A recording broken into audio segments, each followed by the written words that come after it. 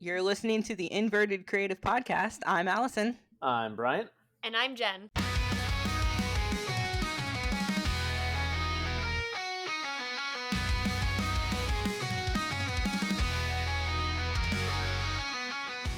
Hey guys, Hey. Let's start with a trivia question. Right off the jump. How many roller coasters in the world start with a Q? All of them.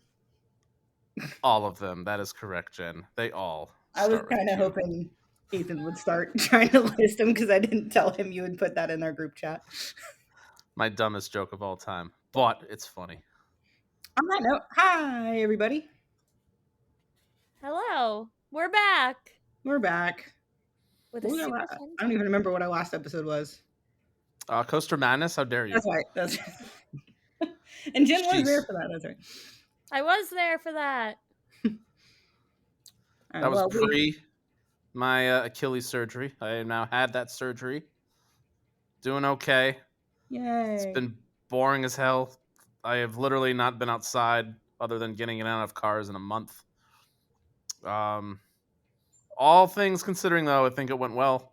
I'm in minimal pain, and I'm going to be in a walking boot at the end of next week to start the recovery process.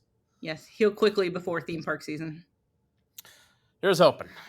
I'm nervous about taking my first steps because I literally haven't put any weight on my right leg in over a month at this point. So I feel like my calf's just going to be like, what are you doing? No. We'll see. Obviously, I'll keep you updated. Obviously, on this podcast as we go. Cool. Well, we have a fourth chair joining us again today. Woo. I'd like to introduce my friend Ethan. How's it going, everyone? I'm Ethan. Little plug here. Instagram is Boiler Coasters. Starting right off with the plugs. No need to follow me. Actually, everyone follow Very Creative if you're watching from my account, follow Very Creative. But yeah, thank you guys for having me on. Very excited to be on my first Very Creative episode. So the reason I had Ethan join, one, he just happened to be down here this weekend to hang out randomly. But two, in our Buzzbar server, he is listed as the Queuemeister. And today we are talking about queue lines. So it was kind of destiny Perfect for him timing. Destiny for him to join us on this episode. Perfection. Allison, I feel like you just always have a random person in your house. Yeah, pretty much. You get Gary, obviously, Mike pops in, but then we got Ethan. Yeah. Jike's always here. Yeah, John Mike's always here. Right. He's not been on a recording yet. That's actually surprising. Yeah, that needs to change. What the hell? Yeah. You gotta get Jike on episode. That'll be very entertaining. Need to find an episode for him to join. Kentucky Kingdom history. A whole entire history. All about Kentucky Can we Kingdom. talk about the theming of Kentucky Kingdom and just the history of it? Just theming specifically for a creative podcast. They are retheming it, so that's true. That actually would be a decent topic. Talk about like parks that do an overhaul in the theming department. Currently making notes. We're just planning episodes as we're on That's live. good because we don't have our next episode planned yet. I feel like we very rarely do, to be fair. True. It's very on the go. We're very professional here. Oh, yes. We're getting there. So let's start with a trivia question. The trivia question I answered, or I asked last week, I believe because it was Coaster Madness themed. I related it to March Madness. I asked of the two defending champions in basketball, both the men's and the women's, name a wooden coaster from each of those states. Now, of course, I mentioned the men's winner because, I'm from I went to UConn, big UConn fan. UConn won last year. So if you said Boulder Dash, Wildcat, or what's the other one? Oh my God, Wooden Warrior. That's correct for Connecticut. The women's champion last year was the University of South Carolina. So you could have said, what's the one at Myrtle Beach? Swamp Fox. There we go. And then technically, I think you could have said Woodstock Express at Carowinds. I think that's on the South Carolina side. I don't actually know. So there you go. Any of those 4/5. Which one? I know Hurler's definitely on the North Carolina side. Ooh, so you got like a trick question in there. And then for kind of a little bit. And then I will wait until the end of this one to ask a kind of a fun trivia question. It's gonna make you listen to last week's episode again. So I think only one person got the trivia question, and I believe they texted you about it, Bryant. Congratulations, Mike with the mullet. You got it right. He's our trivia winner because I got no other responses. And I mentioned that, and Come he's on, like, guys, "Oh, I gotta do texted Bryant." I guess people just don't know their basketball, Love it. or they just stopped listening to the podcast all the way through. Nah, Let's we've hope got not. great feedback, so we know you're listening. Yeah. I know nothing about basketball. I'm just here. Go Birds, right? Go Birds! So is it a Coaster Madness update time since we are into the thick of Coaster Madness now? Yes, we can do a little Coaster Madness update. We are already halfway through the first round, which is kind of exciting. I'm enjoying doing the random matchups this year, not just going in order of the bracket. So obviously, when the results come out, they're all over the place. So far, I think it's been pretty. Not a lot of upsets and a lot of blowouts. Actually, there's not been too many close matchups, which is kind of crazy. It's usually not like that. I think Outlaw Run defeating Lightning Rod was the biggest surprise so far. I don't know. I thought Lightning Rod still had a lot of diehard fans. Apparently, taking off the launch definitely turned some people off. Actually, Silver Isle City get probably the two big upsets because then Time Traveler beat Wildfire at Kilmartin, which I don't think I realized that actually. yeah, there might be some U.S. bias at play. I think if Wildfire was at Silver Dollar City, well, I guess it is, but the RMC. Most people would probably say Wildfire's the better roller coaster, but hey, the people have spoken. Time Traveler moves on. At first, I was surprised that Millennium Force beat Expedition G Force. No. But then I realized, oh yeah, it's Millennium Force. It's Cedar Point. Of course, it's going to win. A lot of great debate about that matchup. There was nice. a lot. That was fun watching all the responses. Yeah. So shout out you guys.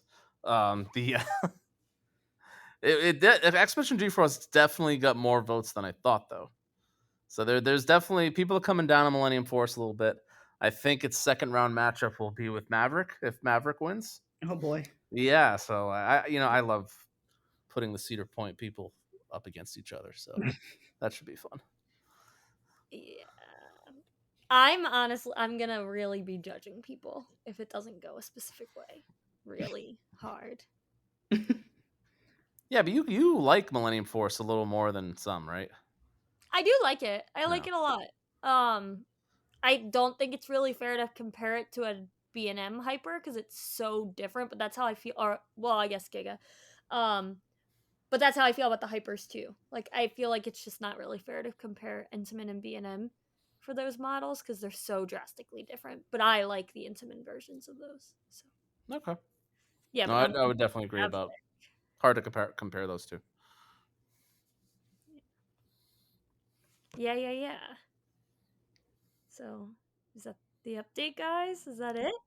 Yeah, pretty much. It's just 8 matchups so far, 8 days so far. So the only downside to the random postings is it's a lot harder for me to make the round 2 graphics in a timely manner because we might not have the second half of those matchups until a lot later. I mean, I can set up like, okay, the winner of this matchup will face this one, and I'll still create a schedule for you. Yeah. Okay. So, and then, I mean, you can assume some of the winners ahead of time, probably. I'm also just very behind on graphics. I'm only about 2 days ahead right now. You're doing great, guys. The graphics look amazing, as always. Usually a lot more prepared than this. No, I think they look fantastic. Oh, no, I think they look fantastic. Insane. I'm just here for the moral support. We appreciate that, Jen, always. And the drama. Did anyone see that I responded to Taylor by me? And got people. I called him a sore loser. I did see that. And people were like, a lot of people liked it too. I know. People were liking it, and I was cracking up. I was like, there are probably people who don't realize that I'm just I was gonna messing. say the amount of people that might think like you're a hater of his, and in reality you're just making fun of him, as we like to do. I did have to text them because I was like, I have to let you know that like the last 3 or 4 months, I literally have logged into Twitter. Like I've opened Twitter on my phone, just roasted Taylor, and then closed Twitter on my That's phone. pretty. Yeah, Like, that's true. That's pretty much all you've done in 2025. that is pretty much all I did this year on Twitter. Roast Taylor. You've added him more than you've mentioned Talon.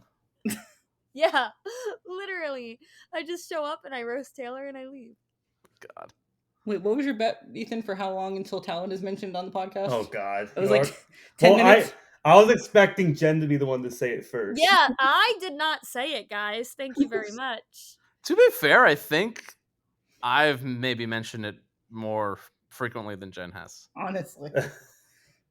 because I'm Yeah, usually making fun of Jen Jen like behaved. Have you proactively. told him not allowed to curse and like chill with Talon stuff or not as much Talon? Like, come on. No. I'm behaving. I'm proud of you for how little I've had to censor you. I'll be I honest. know, I That haven't is very been true. censored all that much. And when I have needed to be censored, it has been worth it.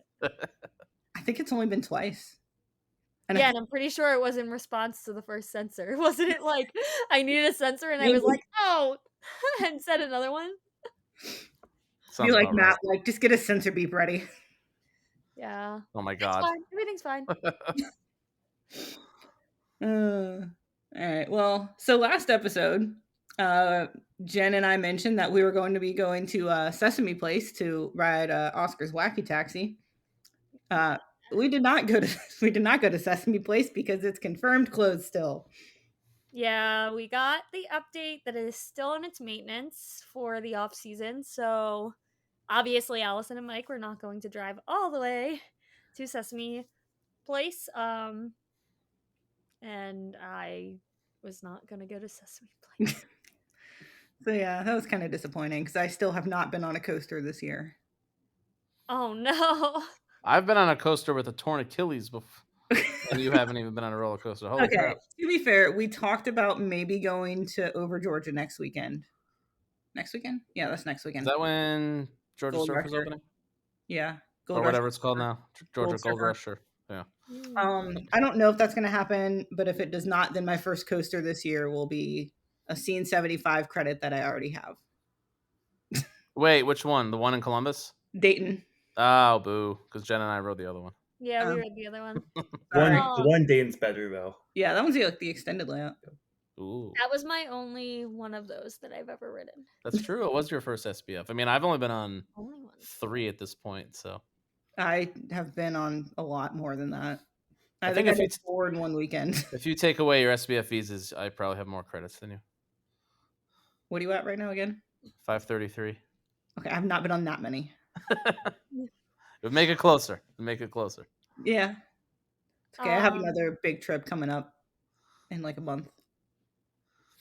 Yeah, I think like not to be depressing, from like the first week of November to probably end of May, I would have like that's a 6-month period, and will have ridden 2 coasters, Oof. Bolt and Iron Shark. That sucks. That's true. You've been on 2 coasters with a torn Achilles before. I've been on one. I Bolt was before I tore it. To be fair. Well. I've been on a lot. Yeah, you've been on. I also got my 200th credit. Yay! What'd you get on Phoenix Rising? Yes. Nice.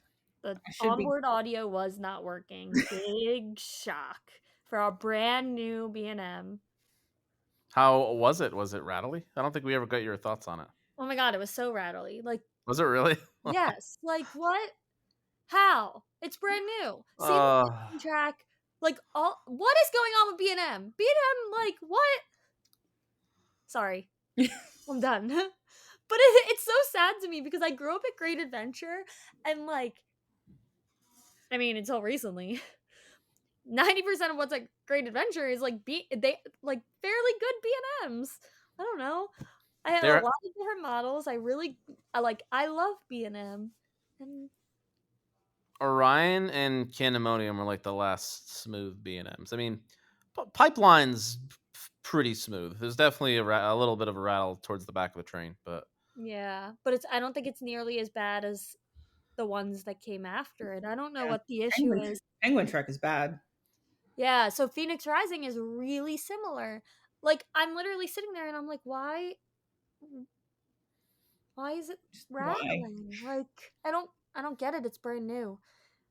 I don't get it at all. It makes me really sad. How do you have something glass smooth like Talon last 20 some years and still be that smooth, and then you have something that's a couple months old and that rattly? Yeah. Like, I don't get it. I'll be hitting the next 3 USBNMs that open this year, so I'll be curious how it compares. that would be. Let me try to name them trivia. Big Bad Wolf, the Big Bad Wolf's Revenge, whatever it's called, right? Yes. Oh, that. Wrath of Rakshasha. Yes. I can't pronounce these. And what is the third one? Don't tell me. Um. Damn it! What is it? Sorry. Reptera? Yeah. Oh, Rapterra. Jeez, yeah, probably. Yeah. Or in the words of John Mike, Nissan Raptera. Also, to this day, my favorite Wrath of Rakshasa thing is it sounds like you're trying to eat a pizza roll that's too hot. Yep. So Rakshasa. Amazing. I already Oh have my a God. channel name for the Big Bad Wolf. I don't even care that they changed the name, but I really wanted to be Geistwolf, which is one of the I options. love that. And it was going to be Geist Talonwolf. Of course. Geist Talonwolf. Acceptable. I'm just keeping it. Geist Talonwolf. Did you name Phoenix Rising? I think I was just calling that one Baby Talon. It's not like a set name. I probably have to, but it's orange and blue, like Okay. Talon. Like, I don't know. Well, it is Baby Talon. First of its kind. That's acceptable. Yeah, it's a little baby one. Yeah, it's like the first little baby Talon. I don't know. I haven't really thought that one through that much. I really have to go through and like actually commit to names for Talon. Tell you that's going to be an episode one day when we have nothing to talk about. Yeah, hell yeah, brother. So in our little note, sorry, Allison, go ahead. I was gonna say do that for like Jen's birthday episode. There we go. Yeah, LFG. So in our notes here, it said Jen did something. Maybe did you do something, Jen? I wasn't sure if you went to any parks after our last recording. I couldn't keep track of your trips. I don't know. I can't keep track of my trips. I don't think so. After I came back from Orlando, no, we did city type tourism. Okay. Very nice. Yeah. Yeah, super fun.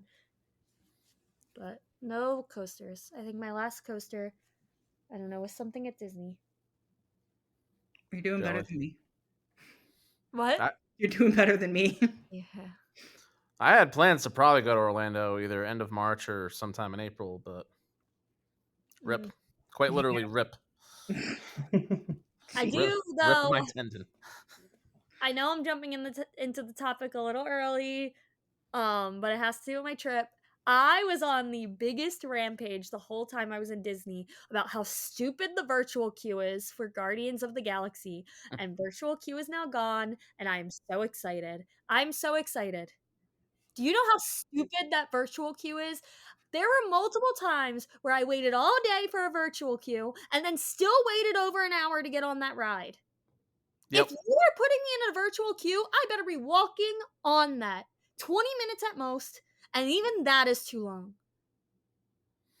I definitely noticed my recent Guardians rides, the wait times were getting longer and longer. Like it was rarely under a half hour like the last year. Whereas when I first rode in 2022, 2023, it was like 50 minutes or less.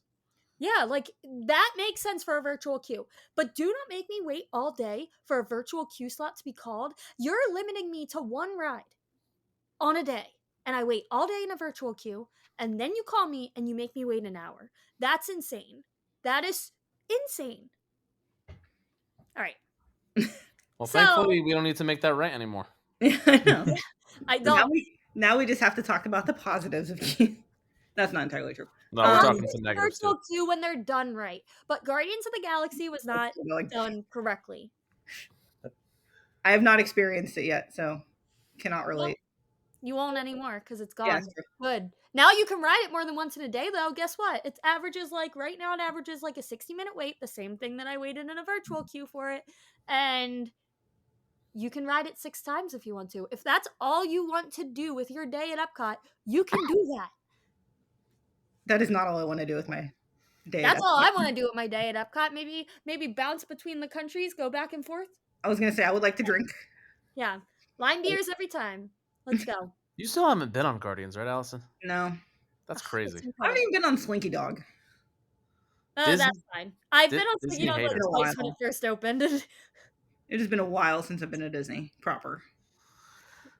I only have one ride on Slinky Dog ever, so That's all you need. you're not missing We have much. 2, No. and Yeah, it you're not kind missing- of like. It's fun. Obviously, I ride a ton of roller coasters, and I don't have any issues. It kind of hurts my stomach. Like, it's one of the few that just like kind of just gets my stomach a little bit. Okay. I don't know why, Interesting. but Yeah, everybody's different, I guess. yeah, it's like the only roller coaster that really hurts my stomach at all. Not Sky Rush, not No, I Intimidator can like 305. marathon those, no problem. But it's something about the way those airtime hills are. If I eat immediately beforehand and I have something in my stomach, then it's fine. But if my stomach is empty, it just like the way those airtime hills are laid out, it's just like no. It's not good for me. All fair. Yeah. And our last note here from Ethan. He went to Atlanta, apparently. I have very thorough notes, guys. Yeah, a couple weeks ago, it wasn't really a coaster trip, but I went to see my dad down in Atlanta. While I was mainly there to go to the NASCAR race at Atlanta Motor Speedway, but while I was there, I did get one credit, my first and only credit so far of 2025, and it's not what you're expecting. It's not at Fun Spot or Six Flags. It's the Georgia Mountain Coaster in Helen. Okay, I've heard about that one. Yeah. Yeah. It's Well, a fun one. it was fun. There were some good lateral turns on that ride, but the real interesting part of that was the town of Helen. It literally is a German village. Like there's drunk people everywhere. The buildings are very German. I don't know. It's like America's Germany. I don't know. It's an interesting town. I call it Germany Light, and I definitely went there like a week before going to Germany a couple years ago. Prepare yourself a little bit. Yeah. I mean, Oh, that's granted, really cool. I grew up going to Helen because I lived in Atlanta for most of my life. My senior trip, a bunch of friends and me went to Helen for a weekend. So Nice. I wonder, is that the most southern mountain coaster in the U.S.? Might be, right? that could be a good trivia question. I know. Unless there's something in like Arizona or New Mexico. Right. It's in contention. Or like Hawaii. I don't think Hawaii has any coasters. Hawaii has 0 coasters. Oh, wait, well, what they might have like about- temporary ones, but Jamaica has one. well, that's not U.S. Oh, Yeah. did you say U.S.? Well, Yeah. fair. Pretty sure I don't know if I've done the North one. America, Yeah, Australia yeah. probably That's has my some. favorite mountain coaster. Which one? The one in Jamaica, I've done that one. Oh, you've That's done that one. Very nice. Okay. Yeah, it's only. Actually, I have 3 international credits: 2 at Disneyland Paris, and then the Jamaica Hey. one. But that Jamaica one was like you're going through the rainforest. That's a rare one. Yeah, that sounds really cool. Yeah. That I got to sounds- POV that after this. After we It's record. it's really fun. Sounds cool. Well, while I'm waiting to watch that POV, let's talk about waiting. My puns when I was like posting about this episode kind of made me happy. I was like, "What are you waiting for? Give us your thoughts." As only you can. As only you can. Yes. Yeah. Yeah, I figured, I was kind of tossing around some just upcoming episode ideas, and I'm like, hey, what if we talk about Q lines? And Brian's like, yep, let's do it. I'm like, all right, cool. Because there is It's a lot of creativity that can be done. It's such an important part of your experience riding roller coasters or just attractions in general. If you have like an awful queue, your day could be miserable, especially on a very hot day. Yeah.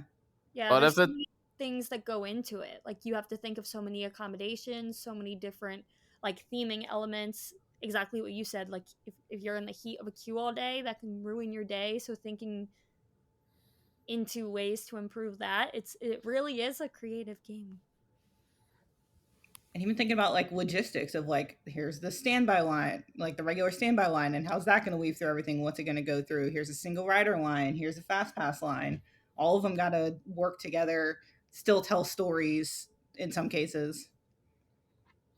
Yeah, very true. Like consequently, you have a good queue. I mean, we've mentioned some rides even in previous episodes where you almost don't mind waiting like over an hour if the queue's good. Mm-hmm. Versus, and then the roller coaster itself might not even be like the best in the world, but you can have a really good coaster with an awful queue that might be like, okay, well, I'm not waiting for that again. I don't care how good it is. Mm-hmm. Yeah. Oh my gosh, it's like everyone with Steel Vengeance. Like people will wait in it, but I don't think I've heard anyone ever say good things about that queue. That's You don't in like one of her comments you too. don't like the lore of blackjack and in chess and digger. I don't like the chaos that happens in that queue. I feel like multiple times I've had people like, we could go to Steel Vengeance, but then we have to wait in the Steel Vengeance queue. I'm like, okay. Legit, I think the best part of the Steel Vengeance queue is just watching the track sway above you. That part's pretty cool. That's about the best part about it. It's still not worth the headache of that queue. It's like the No. world's worst queue. So our first question that we've come up for our discussion points is, what are your favorite queues to wait in? I have a bunch here, so I will go last. Should we throw it over to Ethan? Yeah. Mr. Q Yeah. Man himself, Sure, the Queuemeister. the Queuemeister. Yeah, honestly, like there are cues I like for different reasons. Cues I like because of the theming, obviously. So examples I can think of are Velocicoaster for obvious reasons. Um, I mean, Hagrid's. Really, any Universal or Disney park has great cues, except for Rip Ride Rocket. That's the one exception. Um, but yeah, those are really good cues. Another cue I really like. I know it doesn't really have any theming, but I just love Millennium Force's cue. One, because the closer you get to the station, you just hear the music get louder and louder, and I don't know, it's just very cool. And then the flyby of the last Airtime Hill is also Yeah. I awesome. think that straightaway, instead of having like a switchback or anything, like that straight, like it That really. that that bridge going up to the station Yeah. is, it means you're getting very close to the front, It's which a very cool and unique queue. It's only so thing I don't like about that queue is all the spiders and bugs hanging from the lights up there. Extra yeah. theming. Yeah. Welcome to Lake Erie. Yep. Shout out Superman the Ride at New England. The cobwebs in like the late Oh summer, early God, I fall remember are that. nightmares. They do not clean them up at all. Yeah, those are just a couple examples. I'm sure I'll think of more, the more we go through the episode. I just gotta think of some more. I was not expecting to be put on the spot like this immediately. Hey, Yeah. My welcome. bad. Jumping in Yeah. with a That's what we non-Disney. do here. Awesome. I'm jumping in with a non-Disney Universal one. The first one for me that came to mind when I thought about theming is Verbolten. Okay. Yeah. Absolutely. Incredible queue. That's one that like I haven't waited in a queue in it. I've been lucky enough to be. I've either always had my service dog working or have been lucky enough to be there on not too busy days. So I haven't waited in that queue very long, but I don't think that I would mind. It has so much to look at, so much theming. I really enjoy that queue a lot. Is that your only one? No, am I continuing? I was just jumping in with one.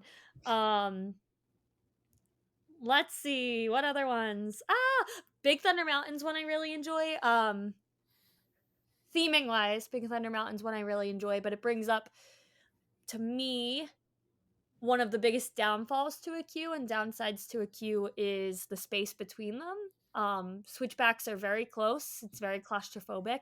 It's a very difficult queue for anyone who has any type of sensory issues, anxiety issues, PTSD, anything in those lines are kind of difficult. But the theming in that queue is incredible. You can't really beat it.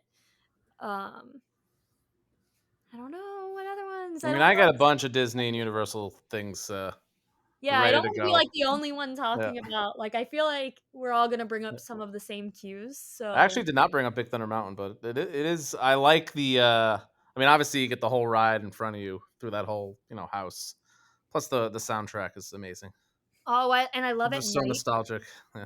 You have like interactive things throughout the queue too, and at night when you look at the rocks for like the rock formation, Mm-hmm. and the color on those rocks, it's so pretty.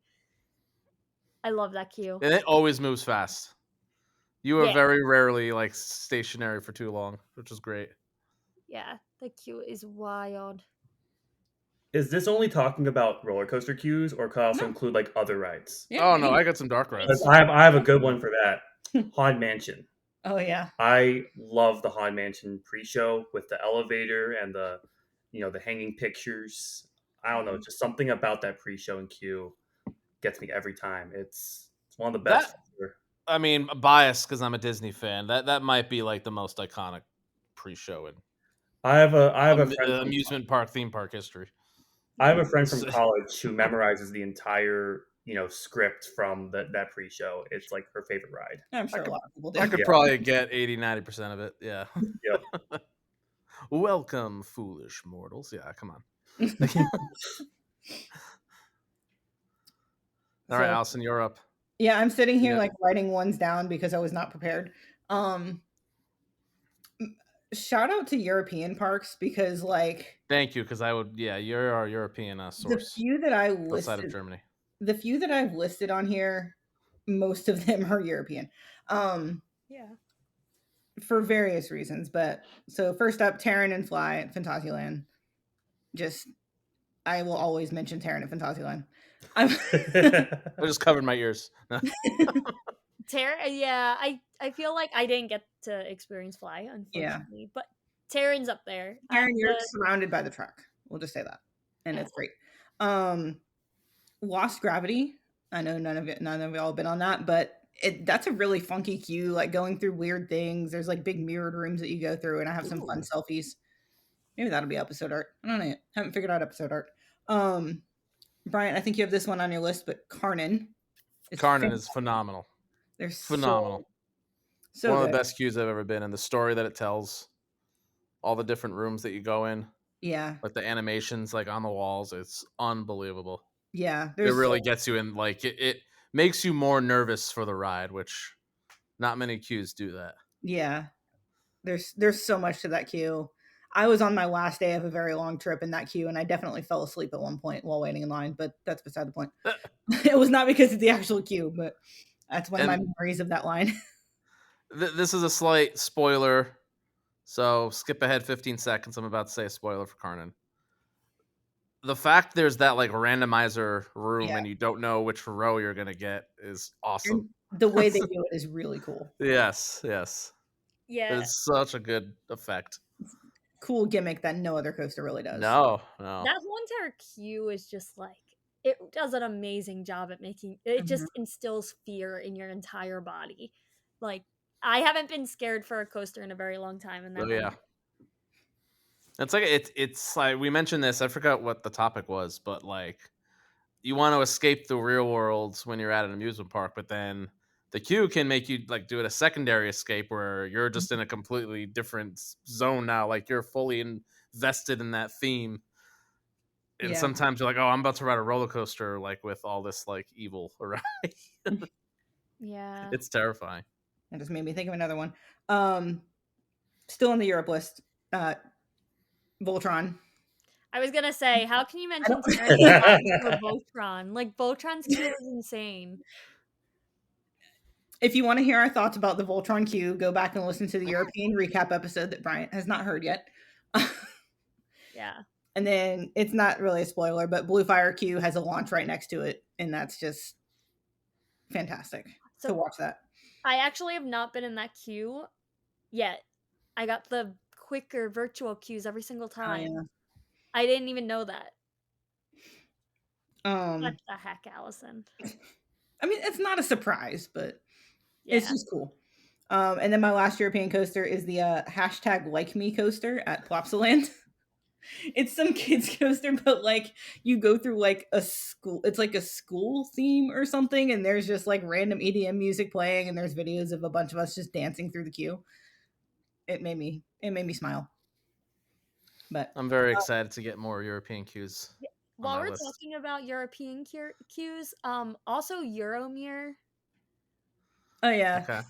Just because All the it's like black the lights. world's I really like that soundtrack. I think it's so much fun. I could just like jam to that soundtrack forever. I thought Euromir was also incredibly fun. So It's fun.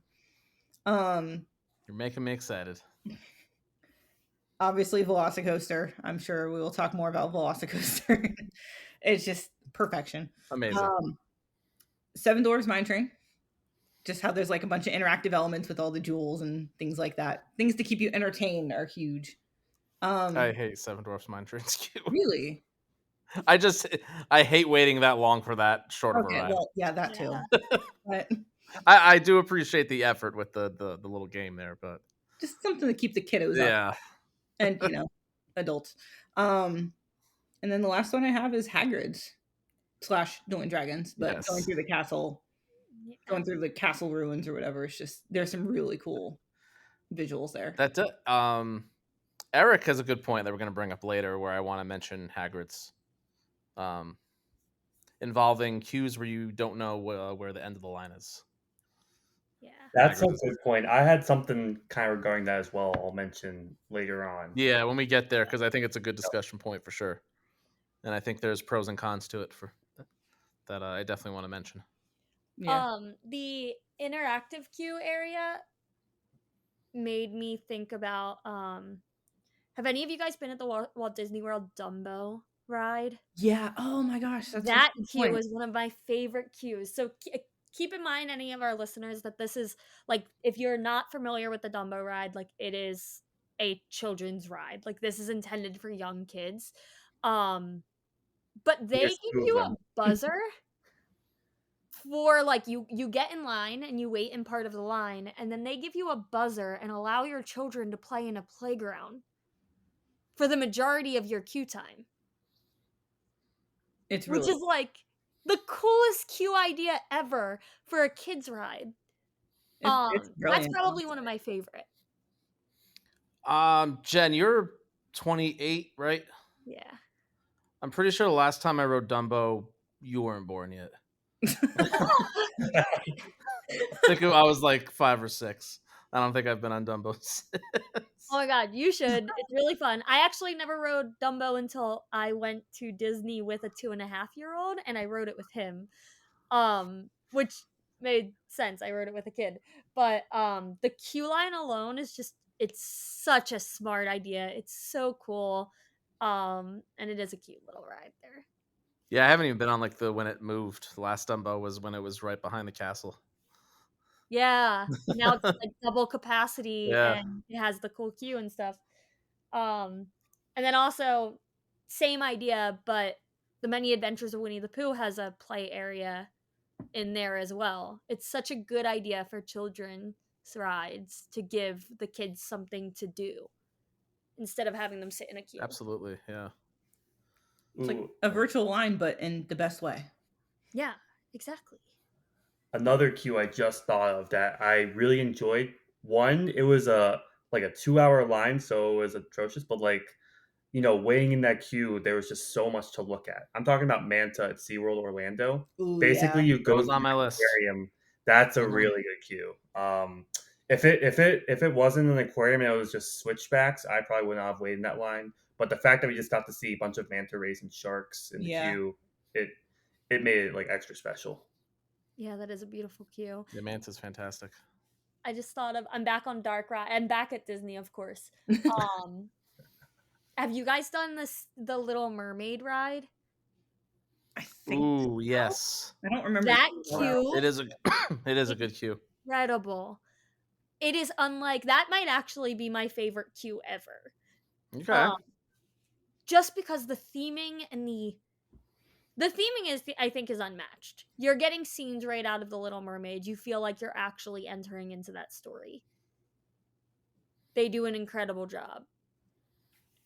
All right, let me talk about some of my Disney lists. I'm happy none of you have mentioned Everest, Expedition Everest. I was that giving is you yeah, that one. Haven't been on it. so I'm pretty sure I watched. This was like the making of Everest. I don't know if it was a VCR or a DVD. And I'm pretty sure Joe Rohde told this story. I apologize if it's incorrect.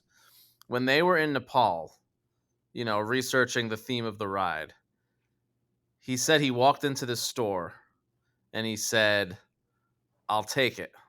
And when the manager said which item, he said the store. And that's what the queue became. Jeez. I'm pretty sure that's accurate. Because I absolutely it's literally like a museum to the Yeti. There's like so many cool artifacts in there, so much lore. Yeah. It's so well done. I love the Everest queue. Yeah, Tower it of definitely Terror surprised me. is incredible. Even just waiting outside where you get the tower right above you and you get that old timey 30s music playing. It's so creepy. It's amazing. And then obviously when you get into the lobby, how dusted and old it looks, the library is iconic, the boiler room. I've written that countless times. It's obviously one of the tamer drop towers out there versus all drop towers. I still get nervous because of that queue. It puts you in the mood so well. I want to bring up Test Track 1.0. If anyone hasn't ridden it, I'm sure there's YouTube videos on it. It was just full of like test dummies and like a bunch of things going on, banging and clanging. It could be an hour wait. Like it was entertaining to just watch everything happening. There's like all these different stages of like how they test cars, and then now it's just this big blue. Well, I guess they're redoing it again, obviously. But Test Track 2.0 was just this big. It was like a who was the sponsor? Was it Chevy? Yeah, like It's like a giant Chevy ad. Yeah. It's like, I mean, obviously it's cool that you got to make your own car, but I mean, it didn't beat what the original was. Yeah. No, not at all. Yeah, regarding Test Track, I know it's not regarding the queue, but like I've ridden both versions, the original and the second one. I was like 8 when I rode the original version, and I kind of barely remember it, but like it's like completely blows out the other the new version. The old version is one of my favorite rides, considering I'm a big car person as Mhm. well. It's like you're actually doing a car test. It's It awesome. was awesome. It was so good. That was one of my favorite rides on the whole property. Yeah. We've mentioned Velocicoaster. I'm sure they'll come up again. Forbidden Journey. I'm pretty sure people just go to walk through the queue and don't even ride. I think that's an option. Am I wrong in that? It's been a while since I've been on I that. know that's Yeah. an option Yeah. on Hagrid's. They have a family room on that. I'm Mhm. sure it's probably also one on. But Gringotts. like the Gringotts first is time also you get to Oh yeah, Gringotts. Yep. walk through Hogwarts is mind blowing. Yeah, It's and I feel like people don't talk about like walking through Hogwarts, but also the greenhouses. Like the detail Mhm. that they put into those greenhouses is incredible. It's so good. Like I've been on it so many times. I still love walking through that thing. To get away from Orlando, I did have one. Shockingly from a Six Flags. I don't know if any of you guys have been on it yet. Doctor Diabolical, I've been on that one. That's a Six great. Flags Fiesta. really Jeffrey cool. Siebert went all out on that thing. It's legit one of the best queues in the country, and it's at a Six Flags park. I'm There's gonna bring up. Go ahead. I was gonna say there's animatronics. There's actors on screens playing roles. There's like hidden doors. It's phenomenal. You completely forget I am at a Six Flags park and about to ride a B&M dive. That's rattly because it's new. Uh, the queue is the best part of that whole attraction, and it's awesome. Going off of that, from the same park, what they did to Poltergeists, Yes, Yes, that true. station is like one of the coolest stations I've ever seen. it's really cool now. Like it really gives haunted house vibe, haunted mansion vibes. Hmm. It's incredible. Like I think that's my favorite Six Flags parks. Even though it doesn't have the best coasters, it's just the atmosphere of it in general is unbelievable. It's the least Six Flags park. Oh yeah, I did a poll for a game that we did on the Coaster Cruise for my trivia event. I just asked what is the best Six Flags, and Fiesta Texas won over Magic Mountain and Great Adventure. Well, I mean, Great Well, Adventure definitely over don't Great get Adventure votes now. anymore. Yeah. um, I same chain, same state, different park, but I think Mr. Freeze Reverse Blast also needs some love. I think out of Six Flags and like what Six Flags does with their queue, that queue is really cool. Yeah, that's it's cool, Mr. Freeze. And the station, like, and part of that is just like I think the sliding loading station kind of adds to it for me, but the theming in that station and then having that type of load, it's just a very, very cool experience getting onto that coaster. Yeah, I could agree with that, and they also do a good job the Dark Knight Wild Mice, the indoor Wild Mice at Great Adventure, and I think Great America has one as well. It's pretty cool in there. Yeah, I think yeah, it's pretty cool. First Six Flags. Now, to you, to all of us, what are the necessities for a good queue line? I got some notes, but I don't know if you guys had anything offhand. Free pass-through lockers make a huge difference. Yeah. Than like all the paid lockers at Six Flags parks, or even like granted, like Hershey Park will do like the free lockers or whatever. I'm glad they're free, but like pass-through lockers make a huge difference in efficiency, and you can keep it immersed. I literally put on here High Velocicoaster because that's like the epitome of a perfect locker system, I think. Yeah. It is game changing. Even like, this is gonna sound like totally young person, but being able to have my phone in a queue, especially if you're by yourself for an extended period of time, or even when I'm by myself, I like to bring my Kindle and I will read my Kindle in queue lines. Like, I've done that before. I have no problem doing that. Having pass-through lockers somewhere closer to the ride station so I can continue to read my book or do whatever I need to do, it's very big for me. I mean, even just to communicate with other people in your party too, keep track of time, anything like that. Like, yeah, for Top Thrill 2, having the lockers beforehand and then having to wait in that entire line, which is not short. I'm like, at least like we have to talk to other human beings around us and actually interact with each other, but that's true. Like sometimes your group gets split because you're doing different things, and then you can't communicate with them. Mm-hmm. Like if you're eating after, or you're when you're going to meet up next. So it's definitely it's not convenient. That's for sure. Yeah. And it's not even a matter of like, oh, we're millennials, Gen Zs, we need to be on our phone all the time. Like, no, it's just the way of the world. Like that's how we talk to people. All the parks that like require apps for right fast lane systems or things like that, and then you have to put your phone on. Like, yeah, I'm also gonna bring up like not, I don't know, it's not really happy or whatever, but especially for like solo women travelers, not having a device or something and being locked in a queue line is not safe. Like, I will forever say that. I will forever, if you're going to take my phone away, then you have to do it at the end of the queue. It's not safe. I've on my own had to be escorted out of a queue because I've had people like creeping on me and making me feel insanely uncomfortable. It is not safe for you to take my phone away before I exit that queue or before I enter that queue. It's not safe. So pass-through lockers are super important. I'll be honest, there was one coaster I'm thinking of that used to have, you had to pay for the lockers at the beginning and you had to pay for it and you had to go through the entire line without it. And then I think just last year they added the pass-through lockers. You can probably guess what I'm thinking of. El Toro. That changes everything for that ride.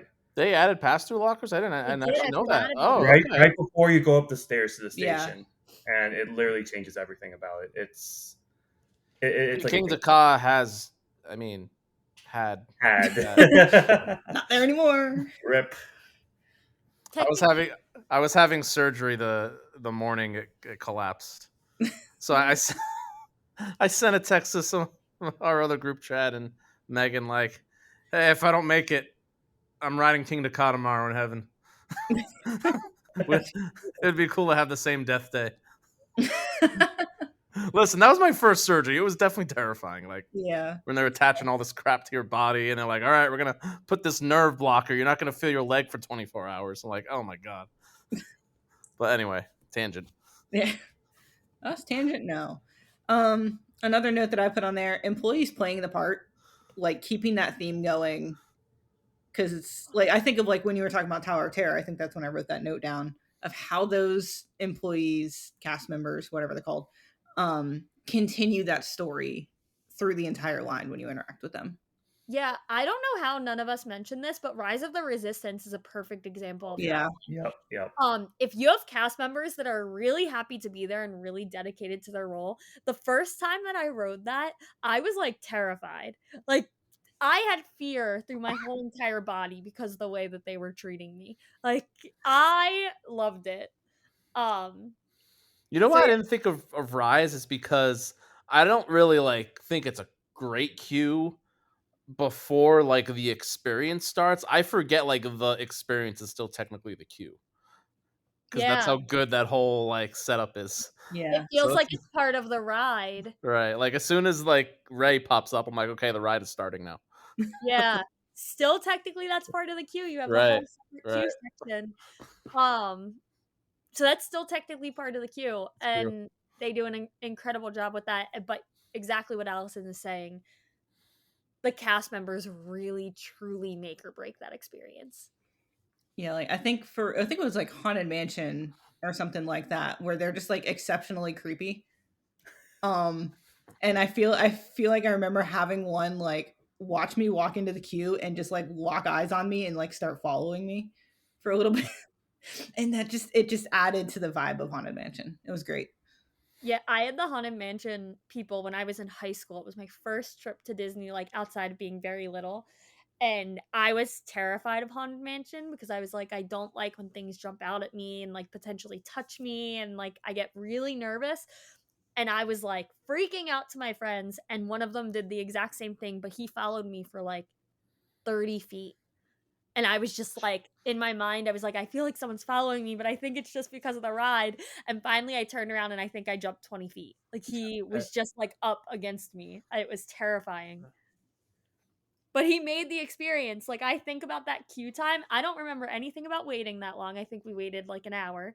I don't remember anything about the wait. I don't remember, but I remember having like the best time in that queue because that cast member made it. Yeah, and anytime cast members are just the ride itself, where the theming from the ride is integrated into the whole queue, it just makes it so much better. Like some other added points that I wrote, just anything where you can look at or read. Like I feel like Six Flags, they're not known for their queue. I will appreciate if they make some of an effort to like, all right, at least there's something to read here. Distract me a little bit.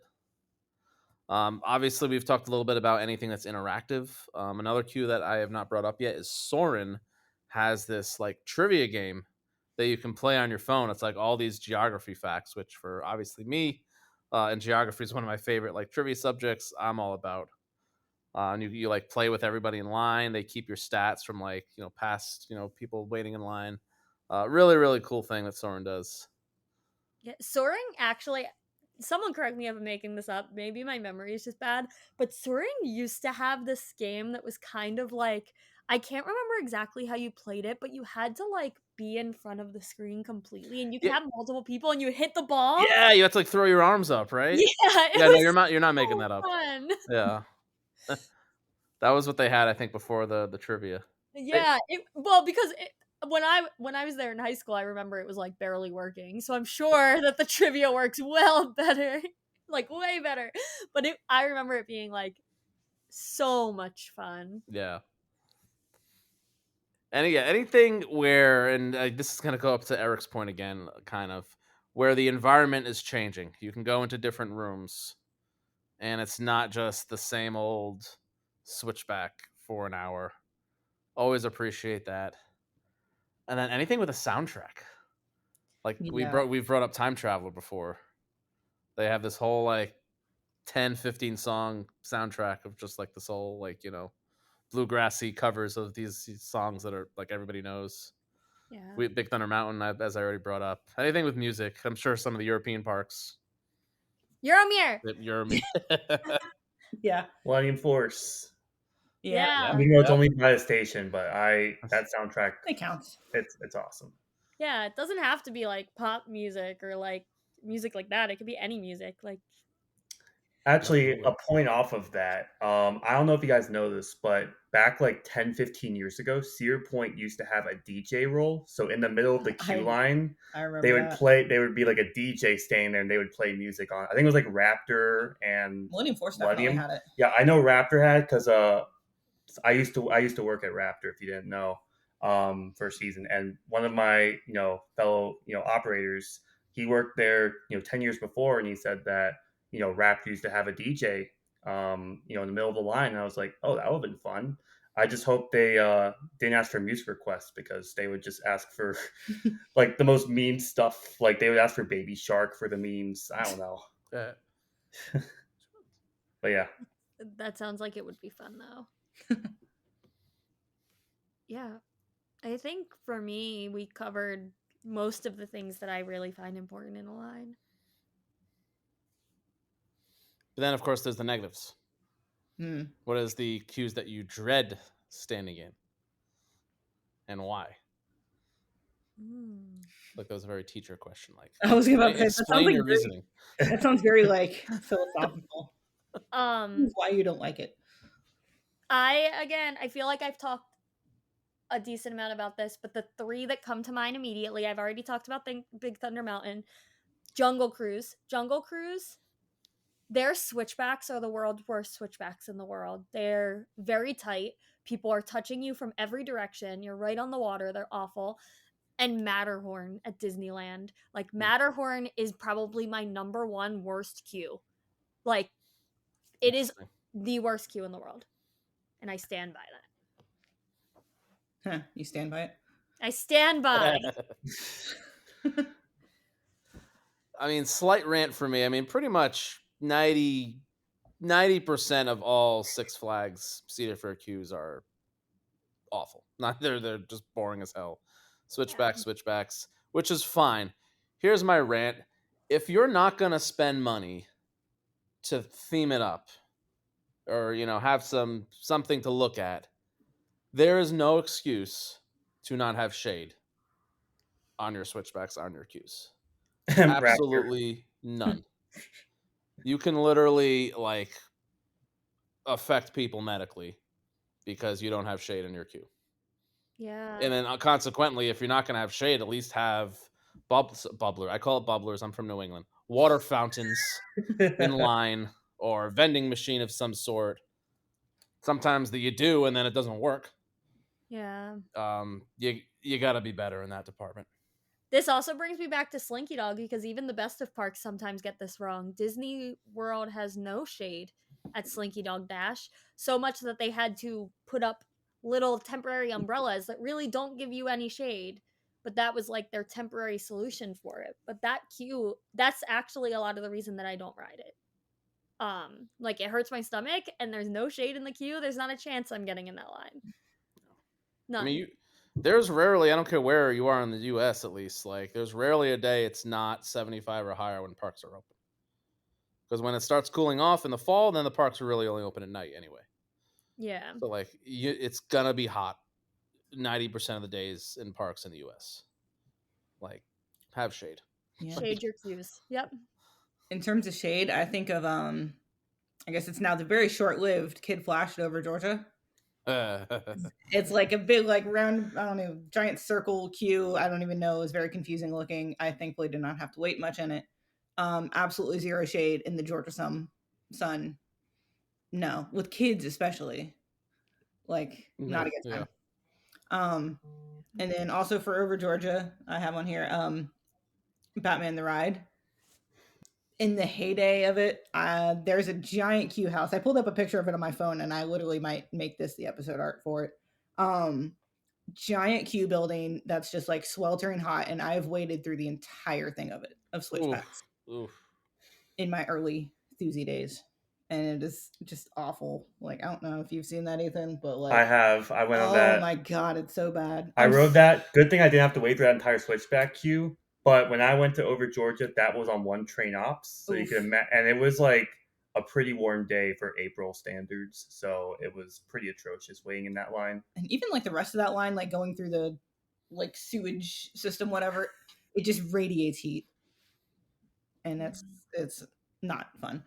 Um, Couple more on my list. Iron Rattler.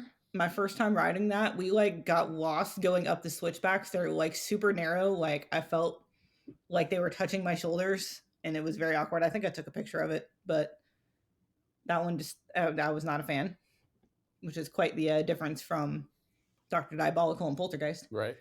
Um, and then it's not that I've waited long in them, but the legends of the Zadra queue line and the Hyperion queue line that are probably about a mile long when you walk the entire I thing. still can't believe this. Like, It's insanity. it seems like you're exaggerating, but no, everyone says No.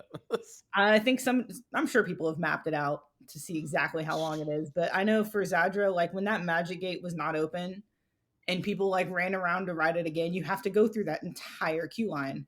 And I was literally just like, no, I don't feel like going through that entire thing. I'm good. I don't need to ride it again that bad. And like Hyperion is all like indoors, but like you go like up like multiple flights that kind of spiral around each other, and then you go back down the entire thing, and you're like, what was the point? I Because actually it's think I never remember full. watching. I think Amusement Insider posted a video of that queue. Who's that guy? Yeah, who's that guy? Loser. Um, I think he posted a video of their queue like a year or two ago, and I think I remember looking at that queue like, and I don't think he even did the whole entire thing. I think it was just like I remember going up and down steps and a lot of things I wouldn't want to do. Well, if I ever get there, I'm just gonna be like, hey, that plaque, that's my name. Open the magic gate. Thank you. That's where you And need to wear the coaster I hurt 360. my foot. I'm recovering. Well, that's if I go this year. I'm not saying I'm going this year, but you know. One last point. I mean, this could just come down to a staffing issue. Usually, I cannot stand when I've waited like, say, 30, 45 minutes in switchbacks, and I'm like, all right, I'm at the station. I'm about to ride, and it's just packed with people. And there's no like form of discipline. There's like 14 people in each row, and I'm like, oh, there's still another like 7, 8 trains I gotta wait. Yeah. Cannot stand The one example I think of when you say that is Voyage. That's my number one coaster, but that. the queue line, especially like if you go into the Oh, the basement, basement. We got a holiday world question or statement later on if we want Yeah. to save that because Dad. yeah. Yeah. Anyways, yeah, you guys have mentioned some, pretty bad queue experience. I don't think anything can top this upcoming one I'm going to mention. By far, the worst queue I've been in is Exterminator at Kennywood. Oh, That's that bad. queue was That's awful. Yeah. really bad. Okay, I'll describe it real quick. So basically, you have kind of two queue areas. The first queue weighted is like in the outdoor queue. It's like four switchbacks going through like a forest, something like that. And there's an attendant at the front of there that lets like 15 people into the indoor queue at a time. If you don't know, Exterminator is an indoor wild mouse like Kennywood. They let like 15 people in at a time, and then they wait another 15, 20 minutes before the next 15 people in. So I waited 4 times in the outdoor queue, and 3 of them I was like, nope, I'm not waiting in this. This is too long. Even though it was only like like 3 switchbacks long of people. But the fourth time, it wasn't that bad of a line outside. So I was like, you know what? Screw it. I will wait in this. I'll wait in this line. So I finally get inside. I'm expecting the station to be right there. Nope. 7 or 8 switchbacks in the dark. No theming at all. No fan or air conditioning. And this is like during a hot summer day in July. It took at least an hour in that queue, and I was sweating. And this was like I the felt first like I time I did was that day. suffocating. Like Mm-hmm. Yeah. it is like all-consuming humidity in that queue. It's awful. And literally like zero theming whatsoever. And like the worst of it all, I mean, I know like milestone. That was my 250th credit, so that was a memorable. I mean, I guess the one positive of riding it is I finally got through the queue. Finally got to ride it after all these times of chickening out and getting out of the queue.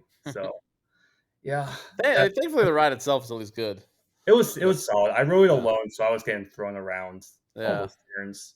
Um, Yeah, that's the worst queue I've been in for sure. That's why anyone that hasn't been to Kennywood yet, if you want a cred run, go to Exterminator first.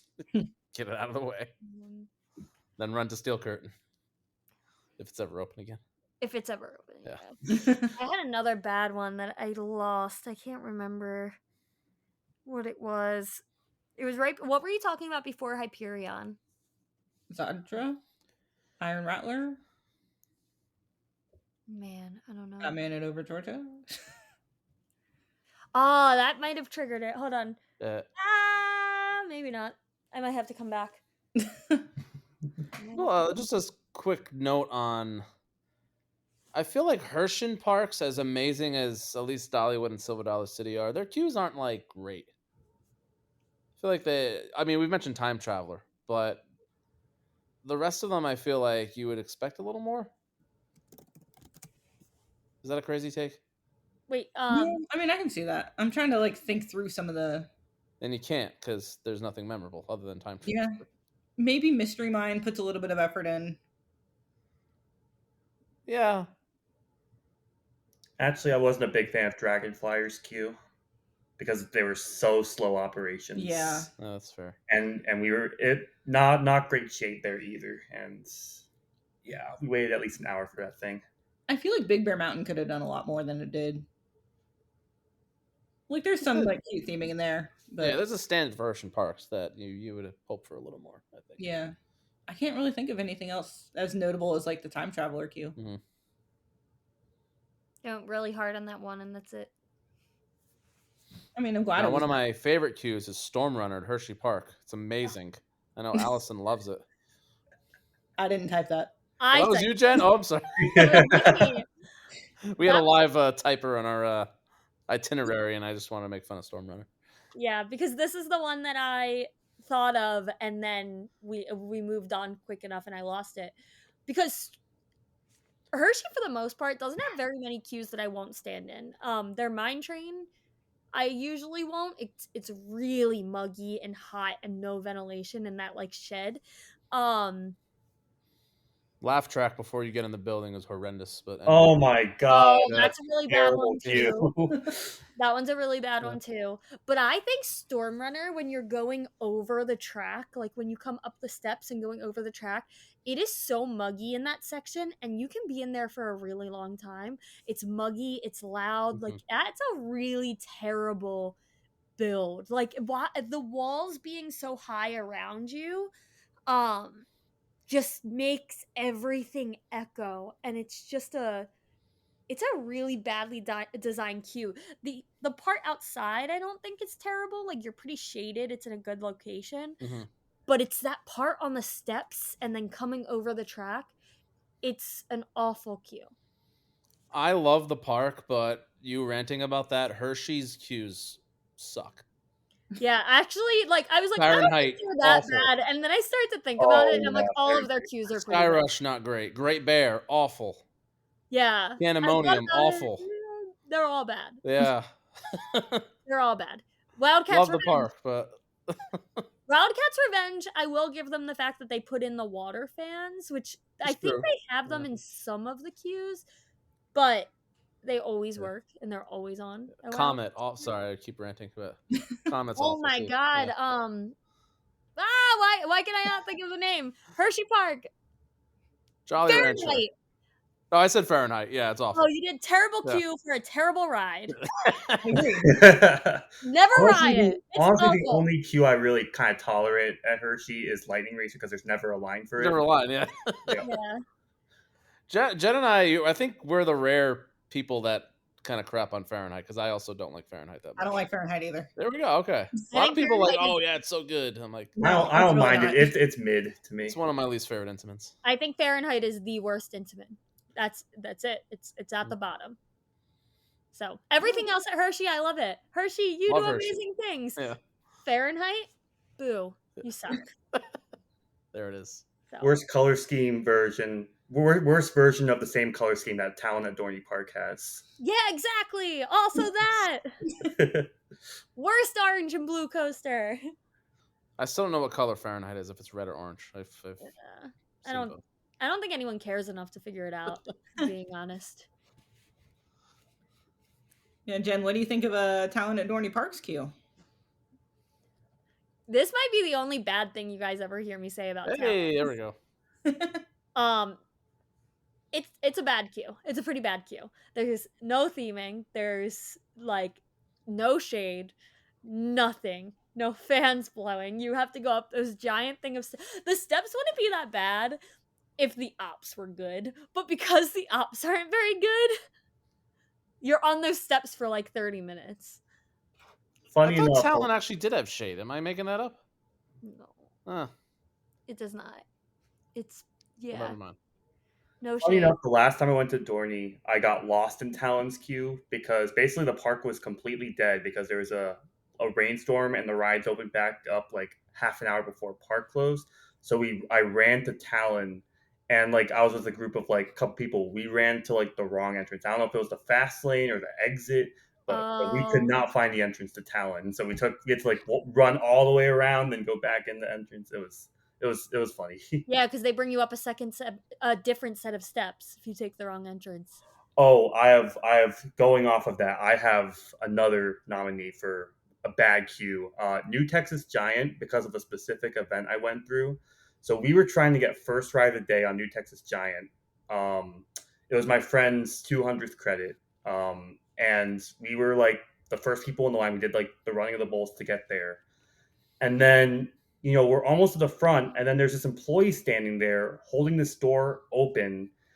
I don't know, probably leads to the entrance or something like that. We go through it, and it like takes us out of the ride queue. Like we have to like put like and then he closes the game. We have to like punch on the gate to like have him open it again because he basically deceived us and made us like leave the queue line. So we couldn't even get first ride of the day, and we had to like ask this guy, get us back in. This is why do you deceive us like this? I don't know, Oh just a funny no. story. But we got our ride in. It was good. Yeah. Um, I didn't really bring this one up yet, but this is actually, I think, the biggest downfall to the Disney queues, in my opinion. And the first one that comes to mind when I'm thinking it, Haunted Mansion does it too, but the first one that really comes to mind is Guardians of the Galaxy. The way that Disney dumps their pre-shows into these cattle Ugh. shoots with like it's a really bad experience. Um it's a really really bad experience. They just dump like 30 to more than that. It's probably like 50 to 60 Oh, at people least out of a 50. Yeah. pre-show and put them into a tiny like it just like cattle shoots into this little like 2 people wide area, and that is a terrible queue design. So we're gonna give more props to Velocicoaster. I know we've done nothing but good things for Velocicoaster.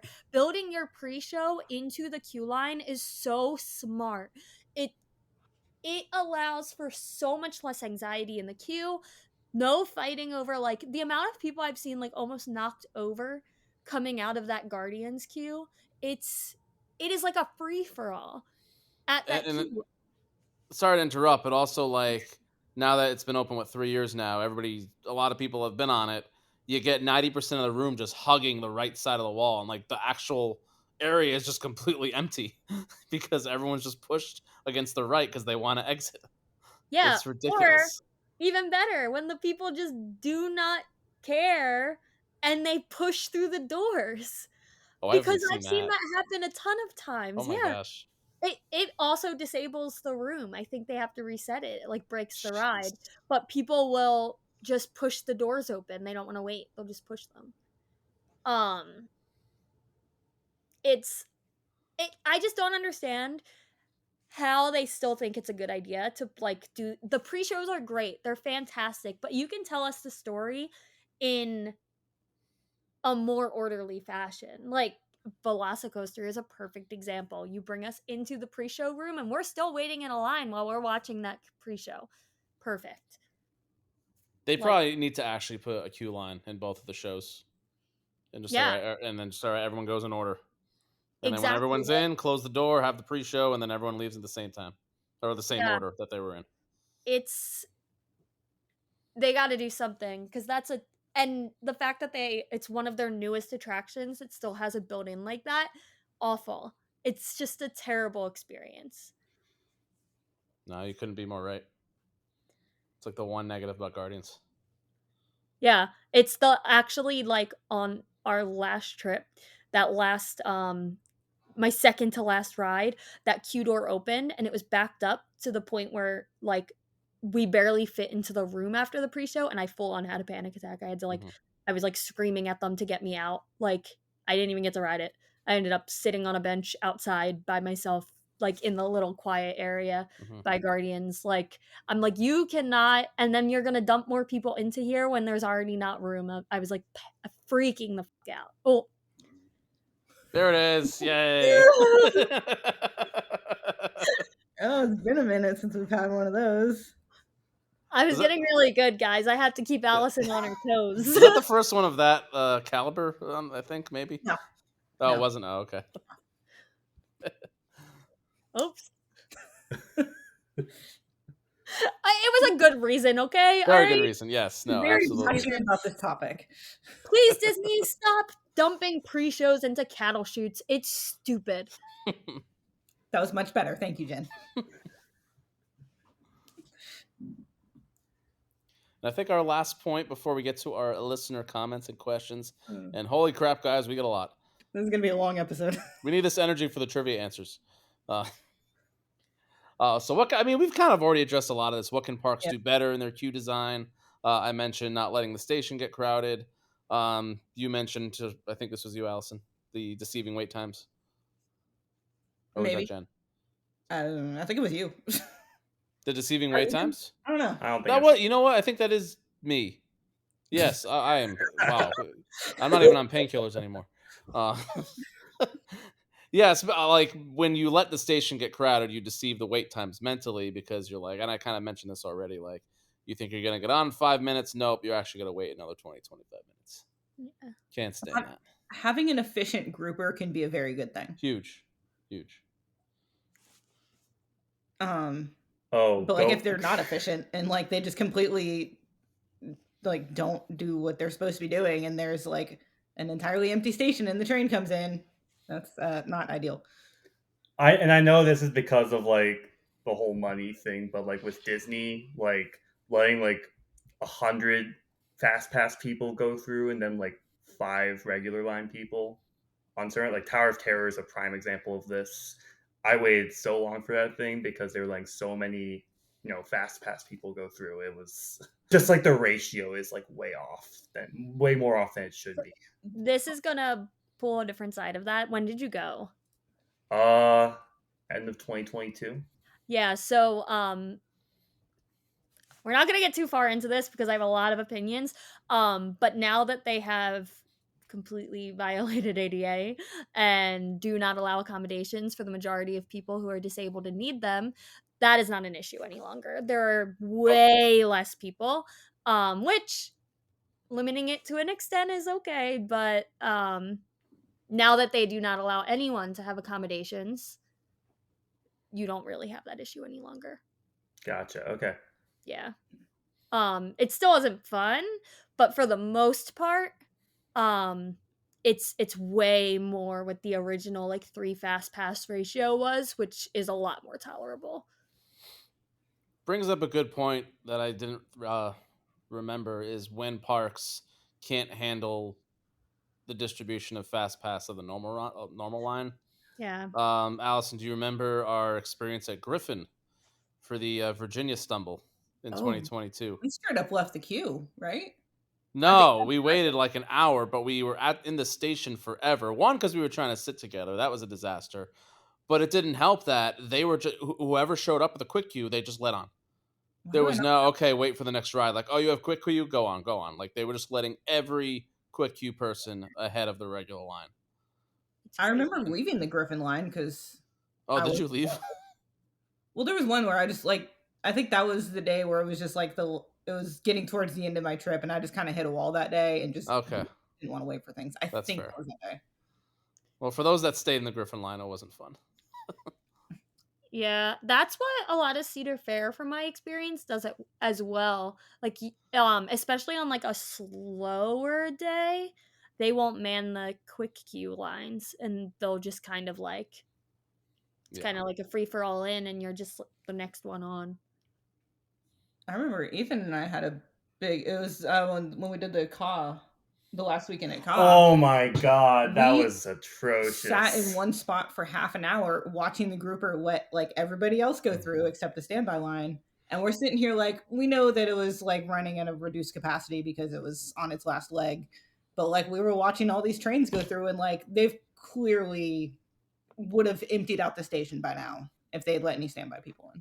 And like That was the frustrating. crazy juxtaposition from that is that like the ops were like really fast that day. It's just the grouper was like, I don't know what was wrong I with don't that. know. But that really especially dampened the because experience. and going off of an earlier point, you know, we didn't have our phones in the line because Yeah. it was, you know, lockers. So yeah, we were just watching trains going by every 2-3 minutes, and I yeah, don't know. Yeah, that's so. I was tired after a long day. Yeah. Yeah, when a park can efficiently manage their quick queue, which like I do think that Disney is one of the higher ones there.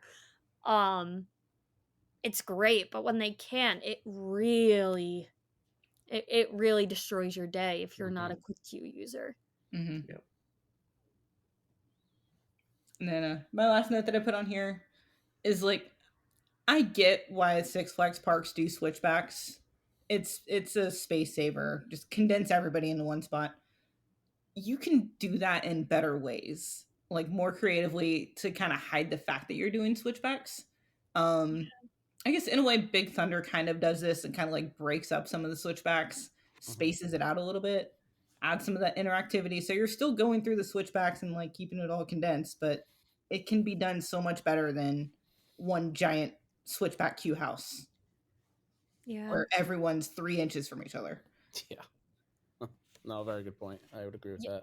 I also think that switchbacks should just always be wide. Like, there's no reason to have very thin switchback queues, and no one should ever be touching other people in their party because the switchbacks are small. And Six Flags theirs are pretty small. Like, they're a really bad contender for it. I'm trying to think like a queue that there's definitely some queues that do it really well where the switchback. Tron. When you get on Tron at Disney, their switchbacks right before the locker room are like 3 people wide. Everyone should just do that if you're going to do switchbacks. You're not saving that much space by making them that much thinner.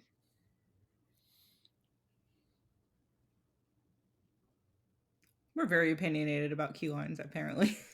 Yeah, I have a lot of opinions. And so do our fans. Oh Holy crap. Oh my goodness! You just see how many there were? Jen finally scrolled down. I thought it was just like, I was like, wow, there weren't that many.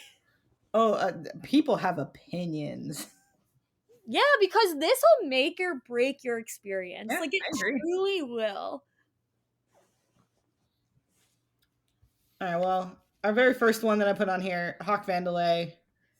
What a wonderful guest that he was on here. Shout out.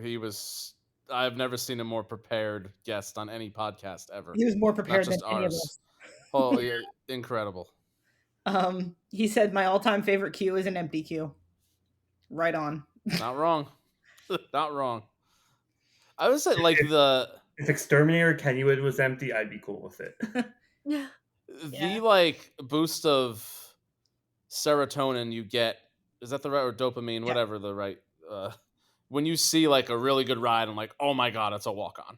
Yeah. Unmatched.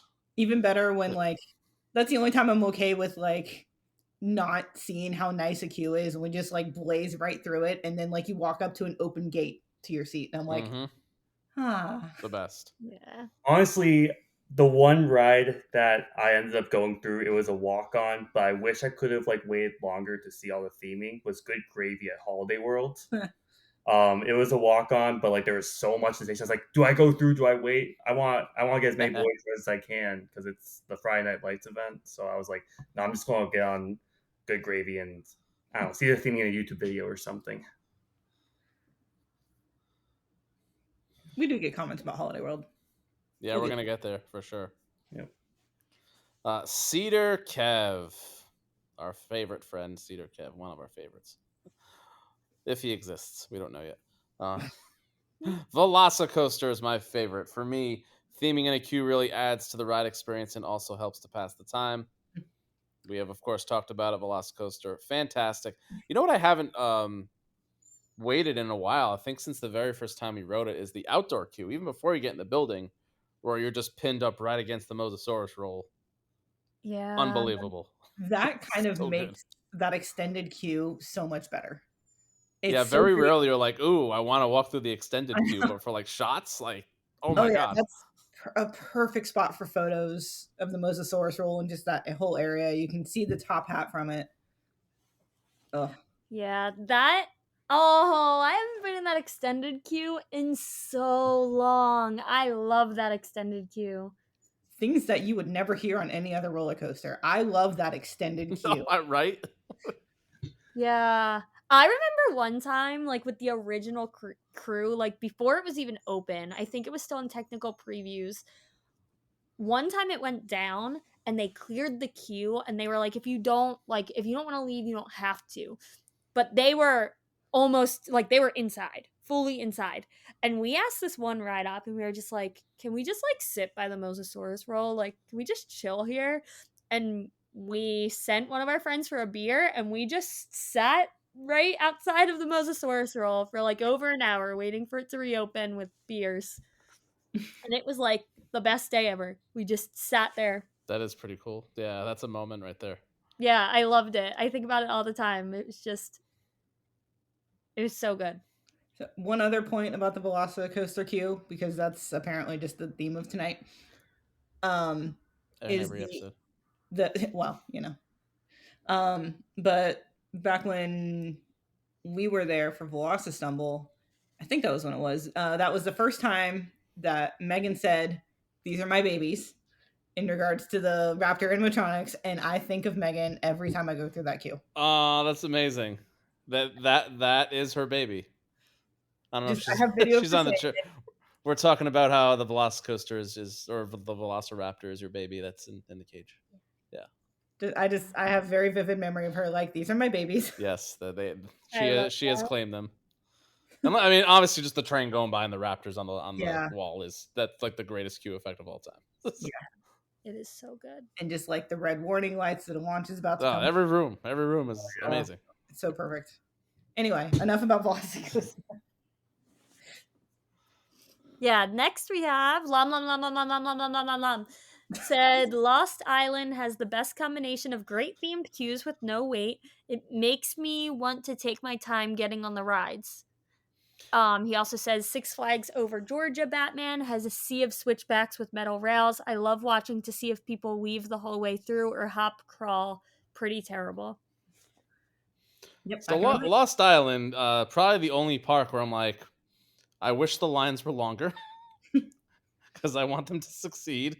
Yeah. It's not really any wait time at all, as you mentioned. I want to say, so the two coasters, the queues aren't anything. Yeah, I'm trying to think. Like, I don't think Volcano was great. Volcano was fantastic. And the Drop Tower also had a little pre-show. Skyborne, really cool. Airborne, one of those. Airborne, maybe. Yeah, I forgot. It was Yeah, definitely themed to air. So I'm curious if there's going to be a queue for Fire Runner. Is that the right name? I really hope so. As someone who loves fire, I'm very excited for Fire Runner, and I can't wait to see what they do. Yeah. Hopefully, it's on par with Volcano. Oh yeah, like kids that skip over switchbacks are the worst. Yeah, the worst. Usually teenagers. Mm-hmm. And we know Jen has some thoughts about teenagers, but maybe that's another podcast. Yeah. We can have a whole entire podcast with my thought about the teenagers at the parks. Perfect. All right, next up, so Flight of Taylor, in a very Flight of Taylor fashion. The only response was "Foff." I'm sorry, Taylor. I cannot stand the Flight of Fear. Yeah, I agree. It's awful. Oh, I think it's cool. I mean, it's cool. Yeah, walking the ship, that's great. The line doesn't move. And the first area where you're just those switchbacks where you're like outside, but there's the roof over your head, horrendous. Yeah. I hate it. Also, I have that makes me think of another point. Please have proper lighting in your queue. I know there's some where it adds to the theme, but there's some where it's so dark and I've never been on it before and I have no idea where to go. And I'm like literally feeling my way around, like finding the wall, finding like some of the stanchions just to get my way through that queue. We have to shout out Alex because the Flight of Fear queue was where we learned that he could twerk. That's that too. I forgot about that. That was incredible. Anytime I think about that queue now. Oh Kings my, Island version. that was incredible. I don't want to wait in that queue because I don't want to ride the ride. Yeah, that too. I think it makes it. It's not worth it. Oh yeah, I'll also remember my ride with you and your commentary. Oh my goodness! I thought I was gonna be decapitated Yeah. from the forces that my head was like, whew. Like Taylor, I broke don't my- understand your love for that ride. You got to get on the King's Dominion one. Yeah, sorry. I really tried. I like the queue a lot. I like the ship. Yeah, that part's cool. But yeah. So that also made me think of Adventure Express and how much I actually really like that queue because they put so many Easter eggs into it now. That's a And good they point. did like the redo of their queue line. Oh, Like, they have like just like the subtle references to like Son of Beast in there. the The LR. Last Ride of the Night on Adventure Express. Yeah, that's good. I feel like Kings Island in general has a lot of great Easter eggs in their queues. Like you got Yeah. Orion, you got Thoth, you got They even definitely put in the all effort. the graves of all the old attractions. Yeah, the Son of Beast gravestone. Yep. yeah. That's the only thing about the Banshee line, honestly. Yeah. and the view of the zero G roll is pretty cool Yeah. too. Easter eggs and queues. I also have to call out the Mission Breakout at Disney's California Adventure. That has some pretty cool hidden like Easter eggs in that queue, which makes that queue way more fun. I think the Like, only thing I remember about that queue is like Rocket kind of poking his head up and like sniffing around different things. Yeah, he does that, but also there's like, if you look close enough, there's a figment somewhere. If you look, there's like a Yeti from Matterhorn. You have to like really look for things in that queue, but there are a lot of little Easter eggs for Disney things, like past Disney attractions and things. This is the time in the episode where I just can't believe that I've never been to Disneyland. The Disney fan and roller coaster fan in me. And it's also just like the best park in the world. I've never been to Japan, but Disneyland is my favorite Disney park. It really has like everything you want at Disney park. I totally recommend it. Yeah, the fact that you went to Japan Disneyland, but not and Paris. Yeah. And Paris. Yeah. To me, like I don't think, and I haven't been to Tokyo or Paris yet. Yeah. To me, just like nothing beats the charm of the original Disneyland. Like it's completely and utterly unmatched. I'll definitely tear up walking down Main Street. Just the Walt Disney history buff that I am. Yeah, you're gonna tear up. Actually walked there, you know. You're gonna tear up as you walk in, and then you're gonna turn and see that. Where's the castle? Yeah, that little. Yeah, it's smaller than I thought it would be. I've been to mini golf courses with bigger castles. I was crying and then instantly turned that corner and I was like, what? And just started cracking up. I was like, this is not real life.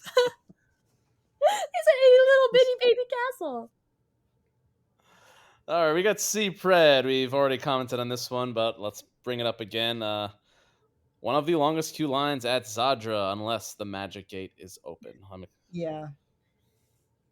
Whenever I go, probably years from now, I'm excited to see what the Magic Gate is all about. The music is really good in the line. I love the soundtrack in the line. And you have plenty of time to listen to it when you're walking through. Excited to find out one day. Give our plaque some love. Yes, for sure. Oh, this next one's a good one. We have Whiskey Nick. He said, early days of Magnum was a hot, sun-filled queue. Disaster Transport was top-notch. Revenge of the Mummy is always good. Cobra's Curse, Copperhead Stripe, Twisted Timbers have fun storyline queues. Building the story in a queue is huge. There's so much time for you to build a story. Yeah, Revenge of the Mummy. I don't know how I didn't bring that up, or any of us didn't bring that up. That's Yeah. unbelievable. It's literally like a museum. Yeah, Yeah. that one's very cool. I'm really glad someone brought up disaster transport because I know um nothing about that at all. so I would probably say that, except whenever I talk about my like original, before I was like a coaster enthusiast, when I would talk about my original Cedar Point trip, when the great blackout happened and I was in a queue and everything, and I always would say, like, I remember this queue and it was really really dark and it had all of these fluorescent lights and it was like stars and planets and everything. I think it says a ton about that ride that the moment that I talk to people about it, like, now I know what the ride is, but there were like 10 people where I started, like, I told that story, and instantly they're like, that's disaster transport. And I think it says a ton about that queue that I could, like, I was 6. So this is what I remember from my 6-year-old self. And I remember that queue enough that people are able to just, like, bam, disaster transport. That's it. Like, says a lot about that queue. Honestly, I'm glad that he brought up Cobra's Curse as well. Yeah. The pre-show is really good. It does kind of suck that the ops are so slow that you have to watch that pre-show like 5 times while you're in that room. But yeah, it's really cool animation in my opinion. Yeah. For especially for, like, considering it's not Disney or Universal, it's SeaWorld. But yeah, I like Cobra's Curse queue a lot. Yeah. I I agree. I think my only thing with that though is I don't even remember the last time that queue was on. I've never seen it I ever. think I've seen it. When it's on, it's incredible, but I think, like, I think maybe my first time I went, it was turned on, and other than that, maybe one other time, and I've been there like at least 60 times over the past 3 or 4 years. Um but I agree, when that pre-show is on, that's one of the coolest queues. In But I Copperhead Strike Twisted Timbers, it's where, I mean, I think you have to have a different mindset where you're not used to theme in the Six Flags, the old Cedar Fair parks. So when they try, you appreciate it. So both of those definitely try, but in the grand scheme of like all parks, it's still not like, holy crap, this is amazing. Right. yeah. Trying to think Twisted Timbers, other than like the tree, what do they have any theming? Yeah, they have like apple or like they have Yeah, like that's true. crates of apples on an old Oh truck. yeah, that's a And good point. like Yeah. It's very similar to, I think, Mystic, where they have like that truck out front. They have like the Mhm. security cameras of the forest. yeah. So So that's nothing like nothing too crazy, but at least they're trying. Yeah, yeah. absolutely. You definitely appreciate it. It's better than just like plunking a fun Hmm. TV in the middle of the line and calling that entertainment. Yeah. Looney Tunes trivia. Yay. Not the Looney Tunes trivia. Oh boy, here we go. You want to Got read it, all Allison? over here. What's up? You want to read the next one, Allison? The I mean, next. we can divide it up. There's like That's true. so our friend Eric with a K. He did multiple tweet responses to us or X posts, whatever they are. Said, I love a queue where you can watch the coaster zooming around you. I'd rather watch the ride in action than look at some stupid artifacts or something on the walls. Artifacts, I think, have their moments, but I do agree. Watching coaster around you, especially the nerds that we are, we will sit and just stare and watch it go by every Yeah. single time. Try to find new photography angles. I would wave like no other. Like I would have no energy by the end of the day. Yeah, maybe we mentioned Millennium Force, that aspect. I mean, and anytime you can like see the drop from the queue is really cool. Mhm. Obviously, we said the Mosasaurus roll in the extended queue. Yeah. Very, very good point there. Also, like the first drop of Steel Vengeance. Yes, Yeah, when you Looking can up see and that drop. seeing it, and Yep. Yeah. yeah, that's really cool. Definitely helps when you're like creating content where you're saving time. Basically, you don't have to, you don't have to go outside the ride and waste 30 minutes trying to get good shots. It's kind of killing two birds with one stone. We can do it right in the queue. Yeah. Then this I think is his most interesting point. So this may be a hot take, but I tend to hate queues where I can't see the end of the line. It's so disheartening to wait in one room or hallway, get to the end, only to find more queue waiting for you.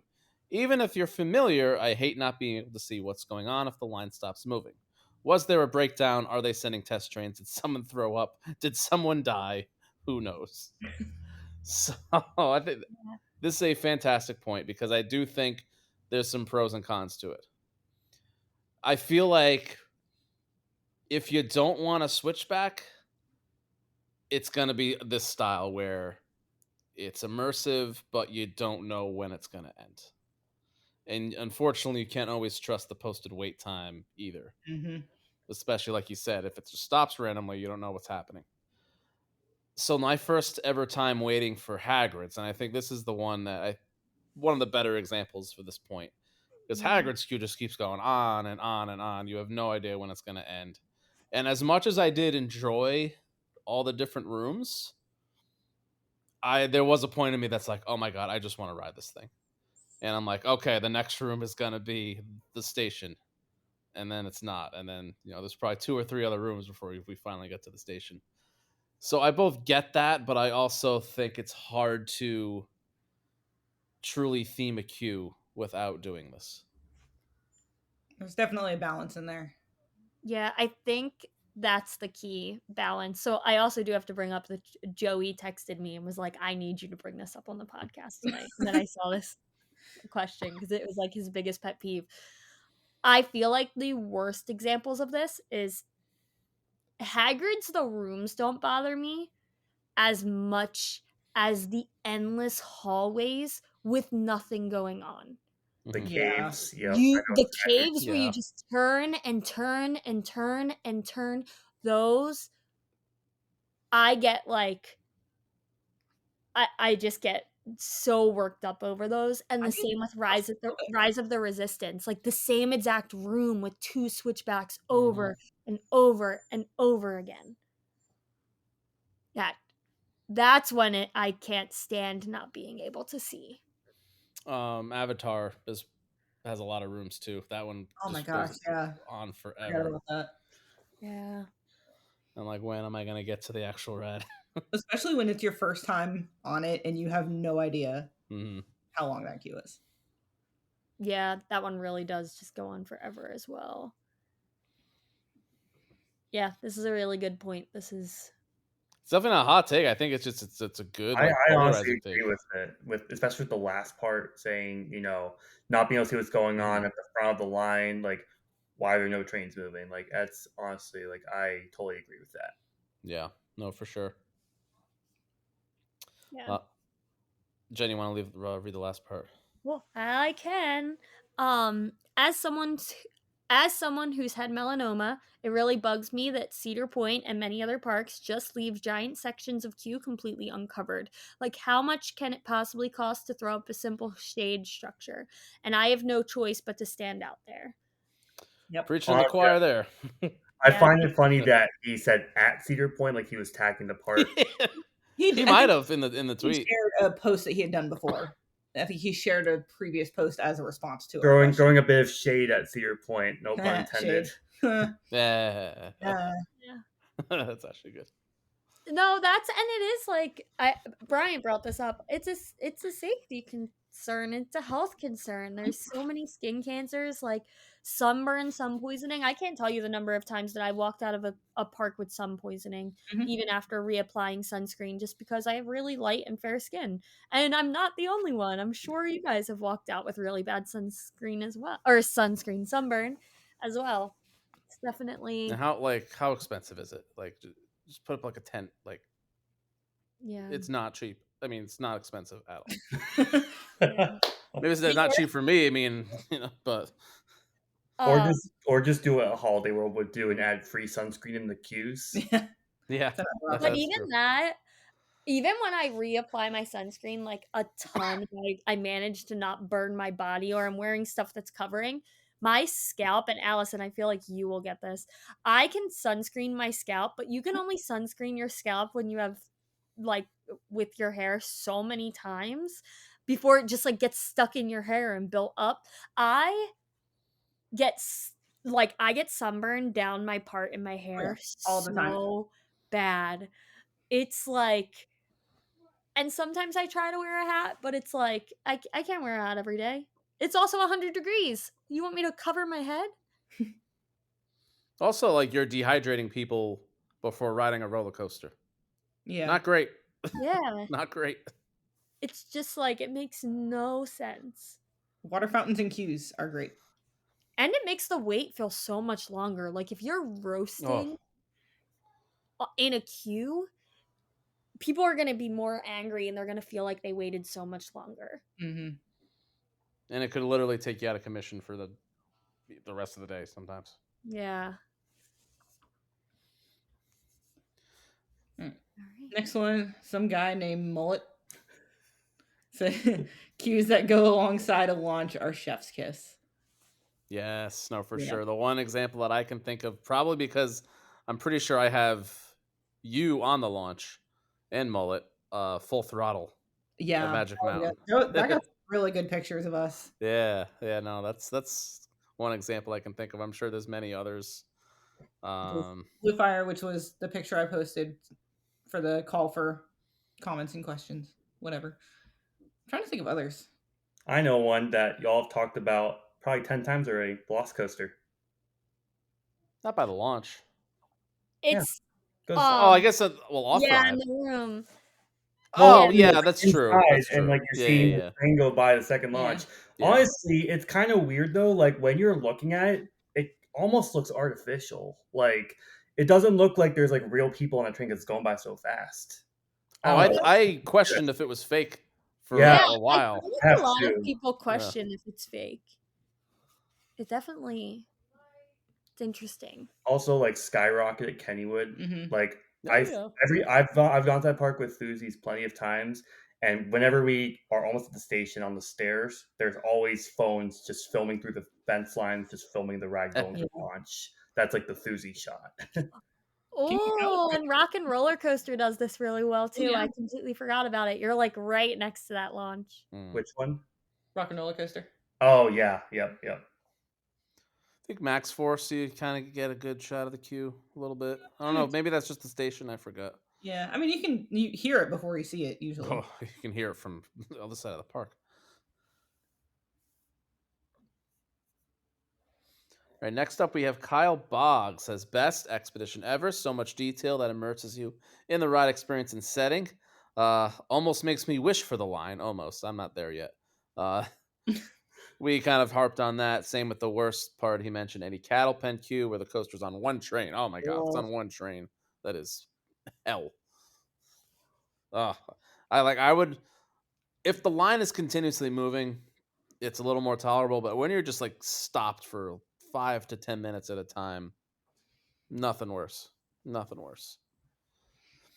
Kyle also mentions theming and detail, key for larger parks to keep guests engaged. For smaller parks that might not have the budget, guest comfort should be a priority. Absolutely. Shades and fans. Fans are also very important to keep guests cool in the hot summer months, and efficient ops to keep lines moving. That is actually a good point about budget. Not every park is going to have the budget for this immersive theming. No, yeah. They can still do what they can. Like you said, for guest comfort, that's priority. Yep. I like that they brought up ops, and I think a really, really great park to look at is SeaWorld Orlando. Because if you look at Manta, if you look at, and I understand that ride needs a little bit longer to dispatch, but Kraken, Pipeline, Icebreaker, any of those rides, those queues could have the same amount of people as Mako and be like quadruple the wait just because their ops aren't really moving and they don't really have, it's just kind of a chill station where almost always the Mako crew is just like, we're here to keep things moving and get things done. That Mako crew does not play around, and that's a huge thing. If you don't have the budget or the ability to add theming or dimension into your queue, making sure your ops are on point to get the people out of the queue as quickly as possible, I think is so important. Could not agree more. And we're on track. I know I'm not the time guy, but I'm on track for our longest episode, I think. No, I think our longest episode was the Europe recap. Oh, With all the maybe. days. I don't know. I would have to look. All right, Jen, I think you are up after Kyle. I was sorry, I muted for a second. Ahsoka is crying. Oh. Coaster Rider 1 said, currently Symbolica's indoor queue and the queue of Fly are the best I've seen. I'll be honest, I've heard of the name Symbolica. I do not know what it is. Alton Towers? Oh, is No, that I Alton think Towers? it's Efteling. I've not been there, but I think that's Efteling's dark ride. So let's not talk about it, as I may be going there, in the next 10 years. What am I? Oh, Galactica. Yeah, it's at Efteling. I trust you. I'm excited. And I'm sure Fly is amazing. Yes, it is. Yeah, just thinking about the area the Fly is in, I'm sure Fly is amazing. Mark from the Drunk Riders said a covered queue makes such a big difference. Oh, yes. As we have said. Yeah. It's true, though. Honestly, I did not look at any of these questions beforehand, or these comments beforehand. And a lot of it is just harping on what we've already said. So, right on, guys. Yeah. I'm glad Thank we you all for agree. proving our points. Yes. Because Matt says the best thing parks can do is build high capacity rides. I mean, that goes without saying for queues, for sure. Yeah, just build high capacity rides and have good ops. The good ops is an important part there. Who cares about a high capacity ride if it's not operating at the capacity? Going off high capacity, I'm very curious to see how Stardust Racer's queue moves, considering there's going to be so many trains on each track. Mm-hmm. I can't wait to see. I wonder if it'll move faster than Floss. Floss Coaster, I feel like, is like the gold standard for how fast a line can move. I'm very curious to see if Stardust Racers can top it. Voltron's up there too. Yeah, I think Voltron for me is like the fastest queue I've seen move. There's the one guy though that's not great, right? At What's Voltron. that? There's the one guy at Voltron there's that one guy delays up things all who's the time. like, yeah, he's Such a Dutch jerk. Yeah, watch out for the Dutch ride up, guys. Next we have Hopaman. They say But best Hopaman, sorry. Just about any Disney World Universal queue line. Yep. Worst, yeah, pretty much. Worst is Maverick. The way it's set up makes it seem like it's not a bad line, but once you're up the ramp and see the covered area, it's always packed. It's a good point. Maverick's queue ain't great. It moves very slow. Mm-hmm. That's probably the one gripe I have with it. See, I think that it's one of the better ones because it's so shaded. Yeah. We have been giving parks crap for not being shaded. That is true. Yeah, it's still pretty hot in there, but they usually have fans on and it's shaded. So to me, is it perfect? Definitely not, but I definitely think it's one of the better at Cedar Point.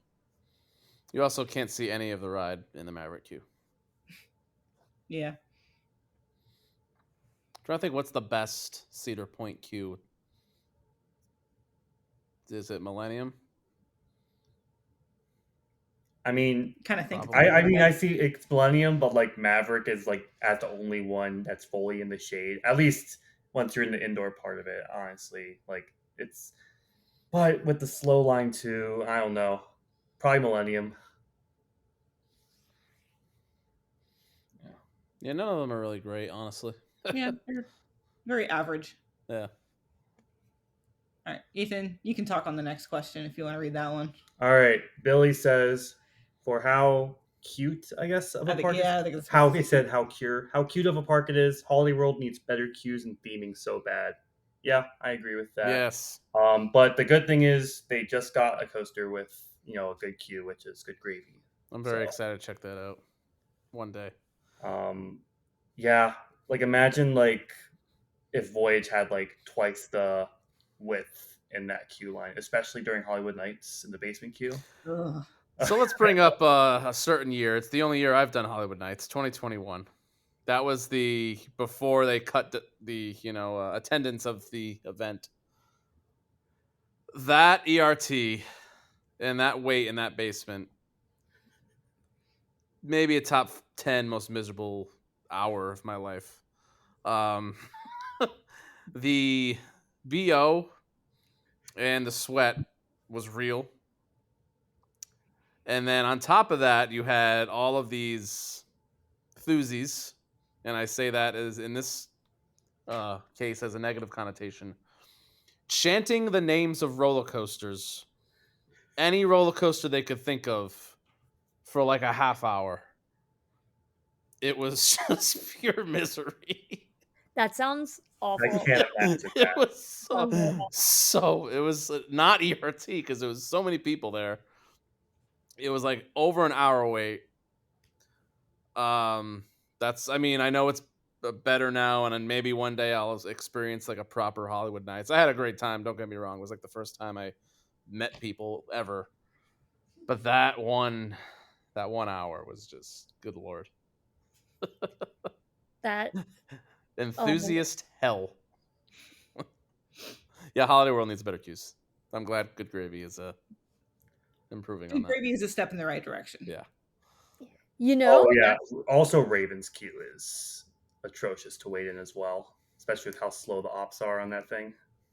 oh. Yeah, that's another one that can be improved. We talked about a bunch of wooden coasters now, and I'm actually shocked none of us mentioned this, but you know something I really do love about a queue that I don't see very like it's not super common, but it's like the flybys. The only coasters I know to do it are wooden coasters. But like Thunderhead where you're waiting in the queue and the train like through like the queue area. Yeah. So good. So much fun. I know a steel coaster that does it. I haven't ridden. I know you've ridden it. I- Lech coaster. Ugh. Oh, does Lech Coaster do it? It doesn't roll through the station. Ooh. I didn't know that. Wow. I think is it Phoenix that does that too, I think? I think so. I didn't know that. I didn't know of any steel coasters that did it. I could only think of Thunderhead and Woden. Well, I haven't ridden any of those steel coasters that do it. Yeah. Actually, there might be one I end up going on later this year. Doesn't the new coaster Emerald Park have a station flyby? I don't even know. We don't know. I don't know either. It may or may not. I'll have to see when I go there in a couple months. Yeah. Can't wait. I Well- feel like it's not something I think Yes. about very often, but I'm always happy to see it. Like I have never had that happen and not been super hyped. I'm like waving and yeah, it's a And very also when cool- you kind of forget about it and it just scares the crap out of you. Oh yeah. Yeah. All right. So Brambo had a lot to say, and so he straight up messaged me instead of doing responses on Instagram. Started off, said Helix is such a labyrinth and you can never figure out which part of the queue is next. I will see that firsthand this summer. Yeah. All I know about Helix is the soundtrack because it's on my on repeat playlist right now. But we'll see how that goes. Said worst off the top of my head immediately is Pantheon. Just sad that there's essentially no theming. The theming they do have is the cheap stick-on decals, which had been vandalized to blank within one I season. wish you were gonna. I was hoping you would slip there. No, I'm better than that. Sorry, Jen. Not That felt like a me. huge insult to Jen right there. I felt bad about that the second I said it. It's okay. Literally just wooden walls and netting on top, which provides no sunshade, no air movement at all. So it's hot AF when you have to wait in line. That time he actually said hot AF. They didn't even add misters. But yeah, First I off, remember. I'm shocked Brambo's criticizing anything about Pantheon. But yeah, no, that could not be more true. Pantheon's theming is now infamously just everyone knows how bad it is. And Like especially the decals that he mentions that like people Oh. sit and peel off. I work in that industry. They're so easy to just reprint and do it again. right. Like it's cheap as anything to do. Granted, that's not the best solution because it's already cheap to begin with, but you could do so much better for not super expensive. How do you go from Verbolten to that? Funny you should mention because he has a second part. Busch Gardens Williamsburg as a whole applies to a park that could do better. They used to do so well with theming, but have really dropped the ball on more recent editions. Verbolten, while still a great queue, It did used to have so many more things working within the queue, such as the audio and the video screens with themed scenes playing. He feels like he hasn't seen those on in years. I think I second that opinion. I don't think my first time on Revolton, I remember there being a lot more going on. I didn't even know that happened. So, like, as I said, I had always been with my service animal or straight walkthrough, so I didn't even know that. So I would imagine, yeah, it feels like it goes downhill if you lose those. I mean, I do gotta give them a shout out because they did dress up Blockmas, and was really really well done. While the ride is underwhelming for me, I do like the Queue of Dark coaster. Obviously, a lot of that was left over from the old ride, but I think they did a pretty good job at that. But yeah, Griffin, not a good queue. Apollo, not a good queue. Alpengeist, not a great queue. Town of the Alps. Oh, but Yeah. the plaza for the queue itself might not be really good, but I consider that plaza part of that ride. And I think they do a really good job there, like the locker system. This for Alpengeist? Yeah. Yeah, no, it's true. And it is shaded.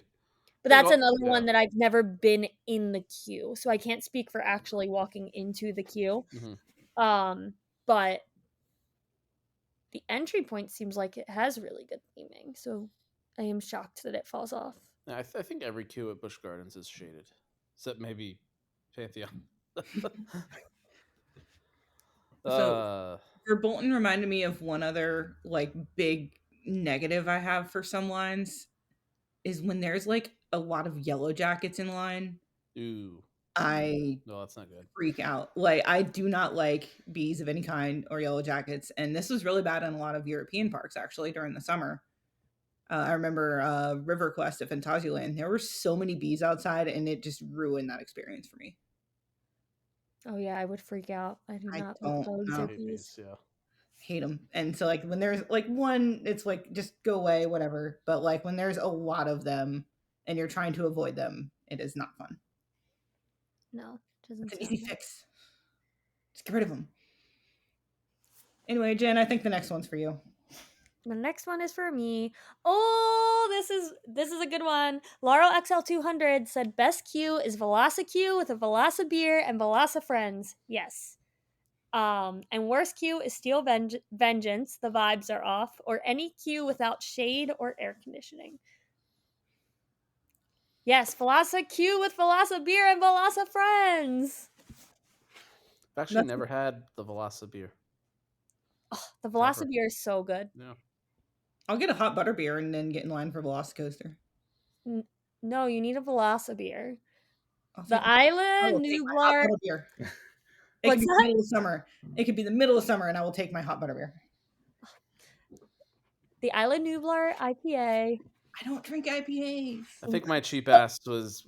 I can say that. Would rather donate the $18, however much the beer is, to like a park ticket somewhere. So the beer isn't like Universal and Disney when it comes to an actual price of a beer is better than most Okay. parks. It's only 10 to 11 for a beer. Okay, yeah, that's pretty standard for It's like a. it's like if you're park. drinking beer at those two parks, it's very doable. It's not like Six Flags where it's Ugh, 20 plus for a beer. unbelievable. But the Isla Nublar IPA is the IPA that got me into beer. It's like very citrusy, heavy, like grapefruit taste. Mhm. Oh my gosh, I love it. I think my issue is I just can't drink when it's hot out. Yeah. Like my body can't take it anymore. I It could needs to be have a like 75 or under if I'm ever gonna think about drinking. The last time I was at Orlando with Laurel, I actually made her get a Velocibeer just so I could have a sip of it. I was like, Nice. I can have a single sip of Velocibeer, like that will be fine. I was like, I need you to get that. Love it. Now So we I have. got really excited. This is officially now our longest episode yet. There we go. Well, Yeehaw! we have 5 more. 5 more. We got Tim. Six Flags kind of went hard with the original Batman. I think he's talking about Batman the Ride. I do like they have that like tunnel thing that you go in. That's kind of cool, especially for, rides that came out back in the 90s. Yeah, they put a little bit of effort Yeah. into the Definitely Batman could be movies. worse. Like I think Great America in general has some solid queues. Like compared to like other Six Flags parks, I feel like they do a pretty good job. I don't know if y'all can hear the cat in the background. I did actually hear that. I did hear it. He is in the other room meowing like crazy right now. Is this Nemi's first appearance on the podcast? It might be. Oh my At least god, did audibly. Nemi make an appearance Yeah. before Ahsoka? No, Ahsoka's easily been on the podcast before. Oh no, I mean today. This episode, yes. Hey, maybe. Yeah. Luckily, I was muted when we first started because right as the music ended, Ahsoka was just screaming. Just wanted to put her say in. Yeah. All Right. right. What? Brothers Sorry. Back Row said, best line, worst payoff is Fast and the Furious. Love the live actors and cars. Booty ride. Yes. I can agree to that. I never did Fast and the Furious ever It's Oh my not worth it. because everyone's like, "Don't ride it, don't ride it, it's dumb." It's so good. Okay. It is so good. It's like one of those, it's so bad you can't help but laugh at it. It is so bad. It's my favorite ride. I think. Go ahead. Go ahead. No, go ahead, Ethan. I think I saw the Coaster Studios video when he did the like riding all of the bad Universal rides, and Fast and Furious was one of them. And the pre-show, like there was like a person at the control desk, and she was like commenting along with it. That goes along the point of like employees who make the queue line better. But then like that, and then I don't know if it was Sarah or something like that, but she said like that was like the best part of the ride because like the whole ride in general was a disaster. It also makes me think of a Pun to the ride was before Yeah. Disaster Studios. Makes me think of a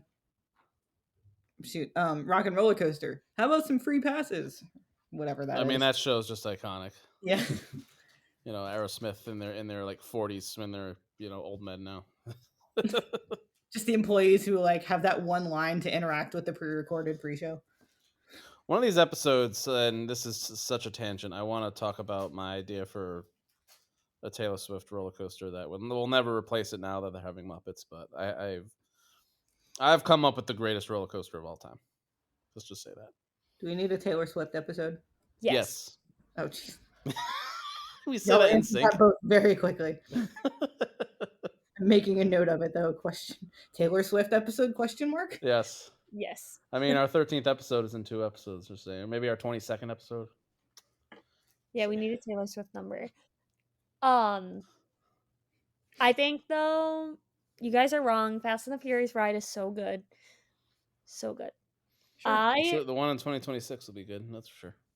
Yeah. I truly love that ride. Like the one thing I will say about it is like I laugh harder than I think I laugh on any ride. Like ever. I laugh the entire time. It's so the graphics are so bad. It is so funny. I love it. I just remember it as Earthquake. That's how old I am. Yeah, no. I've only been going to Universal since it's been Fast and Furious, and I love it. I think it's so good. Also, random tangent, not me checking Twitter while we're recording, like the fantastic co-host that I am. Taylor just tweeted that Silver Bullet has a 2-hour line currently. Silver Bullet? Oh god. He That's said not great. worth the 2-hour line it currently has. Silver Bullet where? Not. Don't remind me of Knott's after when I went through with that park. Yeah, but I don't know how we haven't brought up Knott's, and they're usually not great with lines at all. I've heard some bad things. Well, I mean, I've been to Knott's. The but Ghost like, Rider's awful. I was gonna say I've heard some stories about the Ghost Rider queue.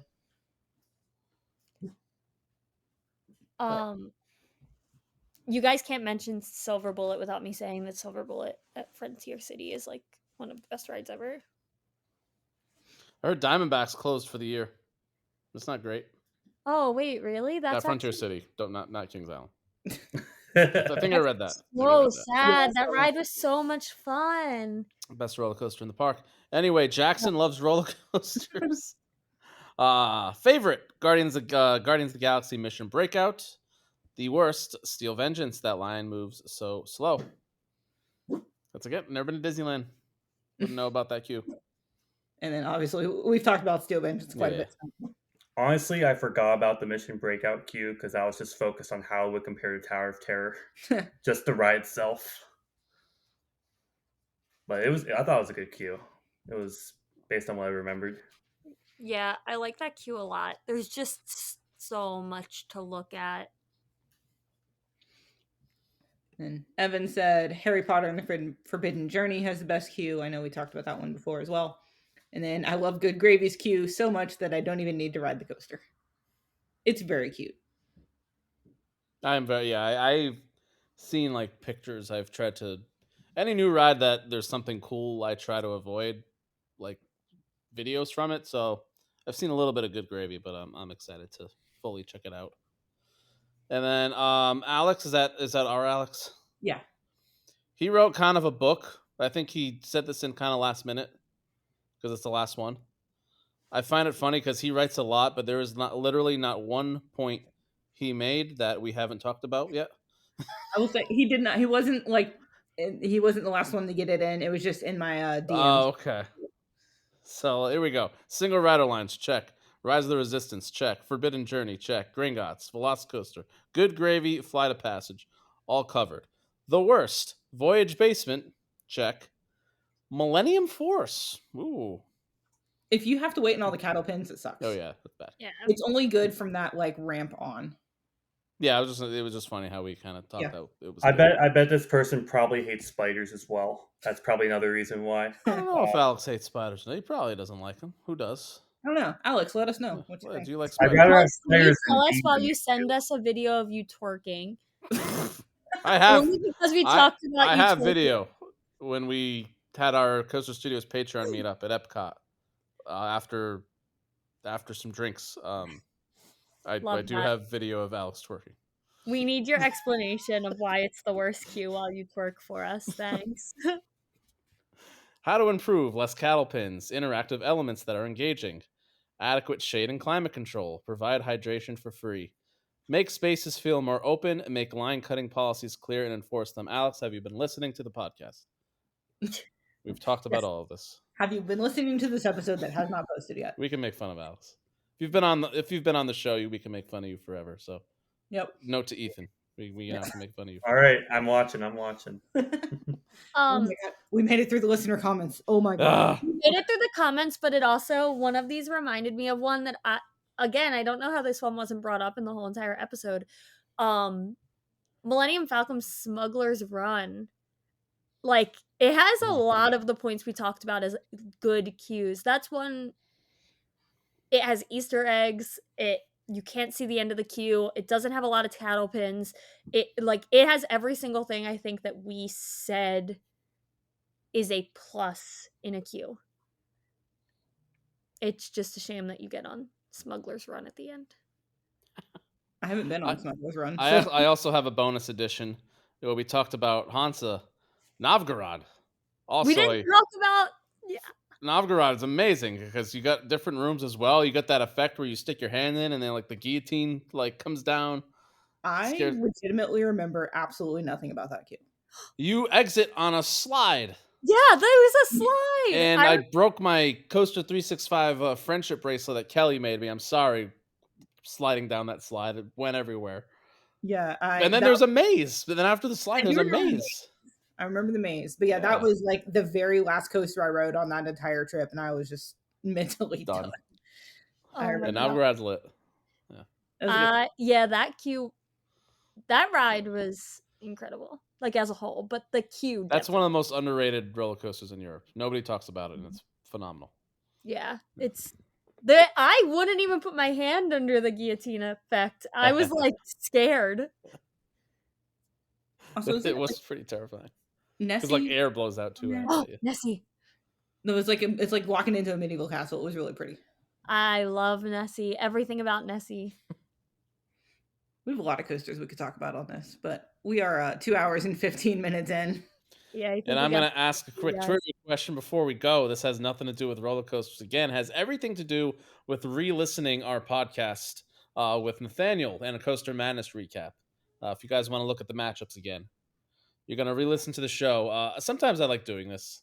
I did a whole video when I ranked Cedar Fair parks where I tried to mention as many Tortured Poets songs from Taylor Swift as I could, as naturally as I could. I decided to do it last episode with Sabrina Carpenter songs. I mentioned, you probably didn't notice, a whole ton of Sabrina Carpenter songs during the episode 10 about Coaster Madness. So, you obviously are not required to do this, but if you can tell me how many songs that I dropped, I'll Venmo you $5. How about that? Like by name, like list the songs out. Yeah, I mean, Yeah, I'm looking for the number, but ideally you list the names as well. I mean, you told me that list, and then some of them I'm like, okay, I can kind You of. remembered one. Hmm? I think you remembered one. There was one where you had said it, and I'm like, huh, that's Yeah, harder I than- did the same thing. I was like, why did you say that like that? And then you told us what you were doing. I like to Yeah, have fun sometimes. You sent that after, and I'm like, oh my god. It's like it makes so much more sense. Yeah. I'm curious about this one. I'm excited. 2 hours and 15 minutes talking about QLEDs. Yay. Is that a compliment or an insult to our podcast? I think it's a compliment. I think it's a compliment. We can talk about. Very informative episode about the 17th letter of the alphabet. Is it 17? I counted in my head before I said it. I know L is 12, so yeah, I guess that makes sense. I was gonna say something else, and now I forgot. But All right. it's been a long episode. Yeah, guys, it's been a long episode. I think we're all a little drained at this point. This is how we spend our Saturday night. Yeah. I know. I gotta get to bed because I have an exciting day of lying on the couch for the 9th day in a row. It's gonna be great. All right. Hopefully, when you hear me, I will be out of my soft cast and into a walking boot to start that process. So, Yay! Yay! Well, Ethan, thank you for hopping on with us and talking about Kings. Yes, thank you, Ethan. Yeah, thanks for having me. I had a very fun time recording this with y'all. Yay! All right. I don't know how to end it. Somebody else end it. I don't even know. All right, guys. I think that brings us to the end of the episode. We will see you guys next episode. Until next time. Hashtag. And remember to always think inverted. Hey. Yay! We can't wait for the next episode. Hey. Hey.